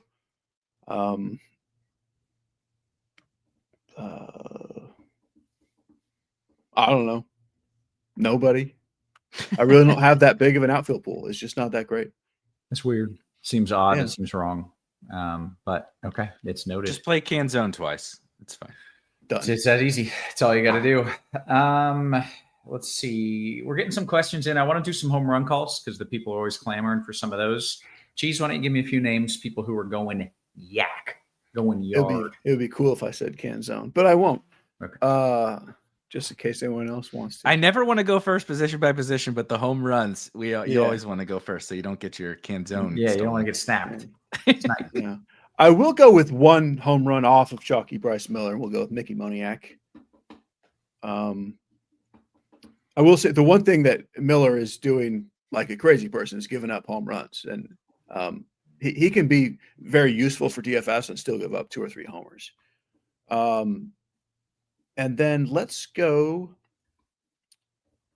with Colson Montgomery and Jake Berger. Okay. Some good picks. You get the Canzone if you want the Canzone. I do. Also, I will say he's plus 600 to hit home run, and I actually did bet him I straight up think this is not just like this is not a Jeffrey Springs level bit. Okay, this is like even though I think Springs is good, this is like a real thing. I'm very in on Seattle, and Canzone is legit. Just real quick, did the Springs thing ever work out at any point this season? Were you ever I like, don't think so. I'm glad I played him this time? Oh no, never that. No. Even if he had a good game, I never felt it was never fun. It never felt good in the process. He had a stretch where he had a whole bunch of 20-point games over the course of like 3 or 4 in a row or something. Yeah, but never much more than that. Yeah. Okay. Yeah. Well, hey, somebody gave me credit, Roth. Somebody gave me credit. He scored like, I don't know, I'm making this up, like 16 against the Cardinals or something. Yeah. And somebody was shouting me out. And I was like, brother, boy, do you have a lot to learn about the Jeffrey Springs experience. I'm not even retweeting that compliment. I liked it. And I'm like, oh my God. You got to get your bar higher for shout outs, because this is just the world of Jeffrey Springs. That was peak Jeffrey Springs, 16 DK points. All right, so Canzone, any other names? Oh, yes. We got to do 3, right? Canzone, Manny Machado, and let's just do Cal Raleigh. Let's take the free square. There we go. All right, you're guaranteed to get one right as long as you pick him. All right, we have, I believe, 6 or 7 minutes until lock. We're going to get some questions coming in. In fact, we do have some coming in already. I should have had the Discord up, but I don't. That's called slacking. That's called messing up. That's called like senioritis at this point in the season. Also, if you're looking to get some NFL DFS access this season, you know where you should sign up. RotoGrinders, you get more bang for your buck. Combo Pro for limited time. You get your first month of Combo Pro for $79.99. That's just $5 more than the NFL DFS monthly subscription. So you get like 8 more sports for $5 more. You obviously should be doing that. So make sure you are taking advantage of that deal while we still have it. Looking at some of the questions, DK Cash, Cheese, Naylor, or Vinny P? It's very close. I'm going to say Naylor. Okay. DKGPP, Beimfohr coming to you, Wilson Soderstrom or Whit Grichuk? Wilson Soderstrom, because Grichuk. I'm worried about Grichuk. Okay. It's me, says DK, your low-owned stack to win it all. You both like Seattle. I don't know if they qualify as low-owned or not. Beimfohr, your low-owned stack to win it all. They do. Yes. Okay. Cheese, are you in agreement? Your favorite low-owned stack to win it all? Yeah, they do. I would say them, and they do qualify as low-owned. Yeah. Very good. Okay. That makes that nice and easy. Cheese, DraftKings large field tournament. I'm using a 5-man A's stack. Can the great minds, that's felt sarcastic. Can the great minds help me with this conundrum? Which 2 to use out of these 3 athletics? So one of them's got to get cut, Cheese. Can these geniuses help me figure this out? That's what it felt like. Can these freaking idiots help me? Butler, Wilson, Soderstrom. Which one gets cut? So what I would say is, I definitely like Soderstrom and Butler better. It depends what that means you can do at shortstop. If that means somehow you can get Bobby Witt, 100% do that. I would still lean Butler, Soderstrom, and do Colson Montgomery, which is about the same salary. Nothing wrong with Wilson, but that's the one I would leave out of that trio. Okay, very good. Beimfohr coming to you. Freeman, Julio, or Kurtz, and a roughly 3-3 outfielder. Well, Canzone is 3-3, so the second one. Yeah, bang. We are done here. Love Bangs that. gavel. Bangs gavel. Just case closed. Beimfohr, DK Cash, does it make sense to fade Witt and play Suarez if you're running Naylor? He says, or stacking dumb. I think it, less words make sense when, you know, what's the Kevin from The Office or whatever? Why say more word when less words make sense or whatever? I think fading Bobby Witt and Cash today is poor decision. It's a very poor decision. That's what I would say. Okay. Let's see. Cheese, coming to you. Toronto 5-man or 5-man Yankee stack?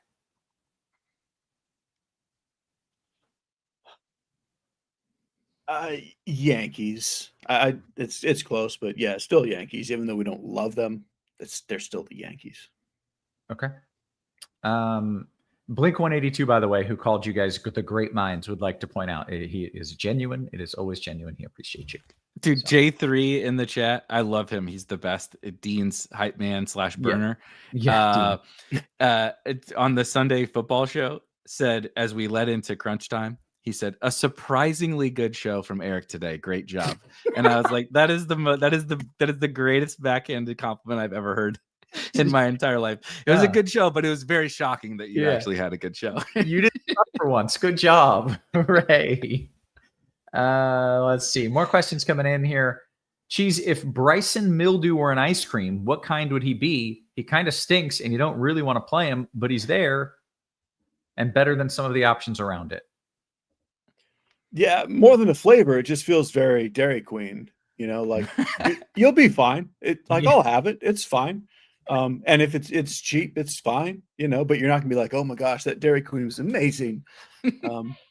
Yeah. We did get a note in. I believe the San Diego lineup just came out, and it might be terrible. There are rumors that it is truly horrific, and if so, who's pitching against them? Or literally nobody. A bullpen game. That's annoying. It is a $5,500 opener, but the lineup is not that bad. I mean, they have humans with bats. Yeah, I just bet like the team total under or something. Yeah. All right. Well, that's annoying. I was hoping we could do that for DFS purposes. It is important to note, like if you had like Machado or Tatis or something in there, you have to take Machado out, obviously. Yeah. Yeah. DKGPP got less than 2 minutes until lock. Cheese, Kim, Belly, or Whit Conforto? Whit Conforto. All right. Scrolling up a little. DKGPP, Beimfohr. Can I start all my lineups with Bryce Miller at pitcher? Thank you. Yeah, I mean, everybody has, like, depending upon how many teams you're playing, a different risk tolerance, but I think it's totally fine. He's probably the best pitcher play of the slate. Okay. H Dog Beimfohr says Waldrop 5K seems like easy work. Easy is not the term that I would use. I don't think he's that good. So the reason why we like Bryce Miller so much is because we have a fairly long-term track record of Bryce Miller being a really talented pitcher at the Major League Baseball level. It hasn't been that this year, but then it's the Rockies. The matchup is definitely good for Waldrop. When we did the pitching thing, I made sure to be like, I think we should at least say this name, but I don't think he's not that quality of a pitcher. So like if he got roughed up today, I don't think it would be shocking even by the Nationals lineup. Yeah. Okay. Cheese, 3 lineups on FanDuel. I'm thinking 2 Bryce and 1 Webb. How's that sound to you? That's good. I'd probably have 2 Webb and 1 Bryce, but either or is fine. Yeah. All right. Let's see. Cheese, any Nunez batting first for the Nationals or Fermin as a cheap one-off for the Cards? I mean, I don't have any of either. I would Nunez ahead of Fermin. Yeah. Okay. Beimfohr second until lock. Actually, we just passed lock. FanDuel bets or J-Rod. Who do you like? J-Rod. Brian says, can I do a Yankees and Mets stack? I could make the salary work. Mets, huh? To me, that game does not exist. Like, yeah, the Mets Cubs, like, it's fine. But both those teams like do have a bunch of good hitters. Like it could happen, but I sure just crossed them both off. I kind of think Cade Horton's solid. Yeah, and they also have a good bullpen. And Cheese, is Rortovit a must-have this evening? Rortovit. That's a bit. Brian is doing a bit there. He is playing baseball. He's playing. That's true. All right. Let's see. Last question. Cheese, favorite pitcher and stack FanDuel single entry. We'll get out of there on that. Webb and the Mariners. Okay. Erik, Mr. Irrelevant, last question. DraftKings tournament, Jacob Wilson and Cam Smith or Ernie Clement and Larry Butler? Jacob Wilson and Cam Smith for me. I think we did all the things we came here to do, unless this question, is Brady Singer good, is an actual question. The answer is no. He sucks. Let's go, Mets. I like he set that up. He like threw an alley-oop to himself off the glass just so he could pop in and give a "Let's go Mets." Did he give up 4 runs in the first or in the second? I guess. I was just all in the second. All right. Mets fans having to root on the Cincinnati Reds being bad in the final week of the season is epic with the second highest payroll in the league. Are the Mets out of it? Are they fully? They're out of it? No, they're still okay. They're still alive. Houston still alive, but Jesus, this team looks so bad right now. They look awful. Okay, we're gonna clear on out. Let's end by saying what a glorious Mariners sweep of that nonsense team. That was tremendous. Amen. It was just like it was all built up around here, like around Houston. Everyone was talking about. We're like, we're gonna prove that we're the. There's a reason we've been to the playoffs 15 years ago. They proved it. Holy hell. It was just an absolute beatdown there was just 3 no-doubters, just like discussion over. All right. We're going to clear on out of here for Cheese, for Beimfohr, for our wonderful production crew, always working hard behind the scenes. Guys, we appreciate you. We love you. And we will catch you tomorrow. You have been crunk.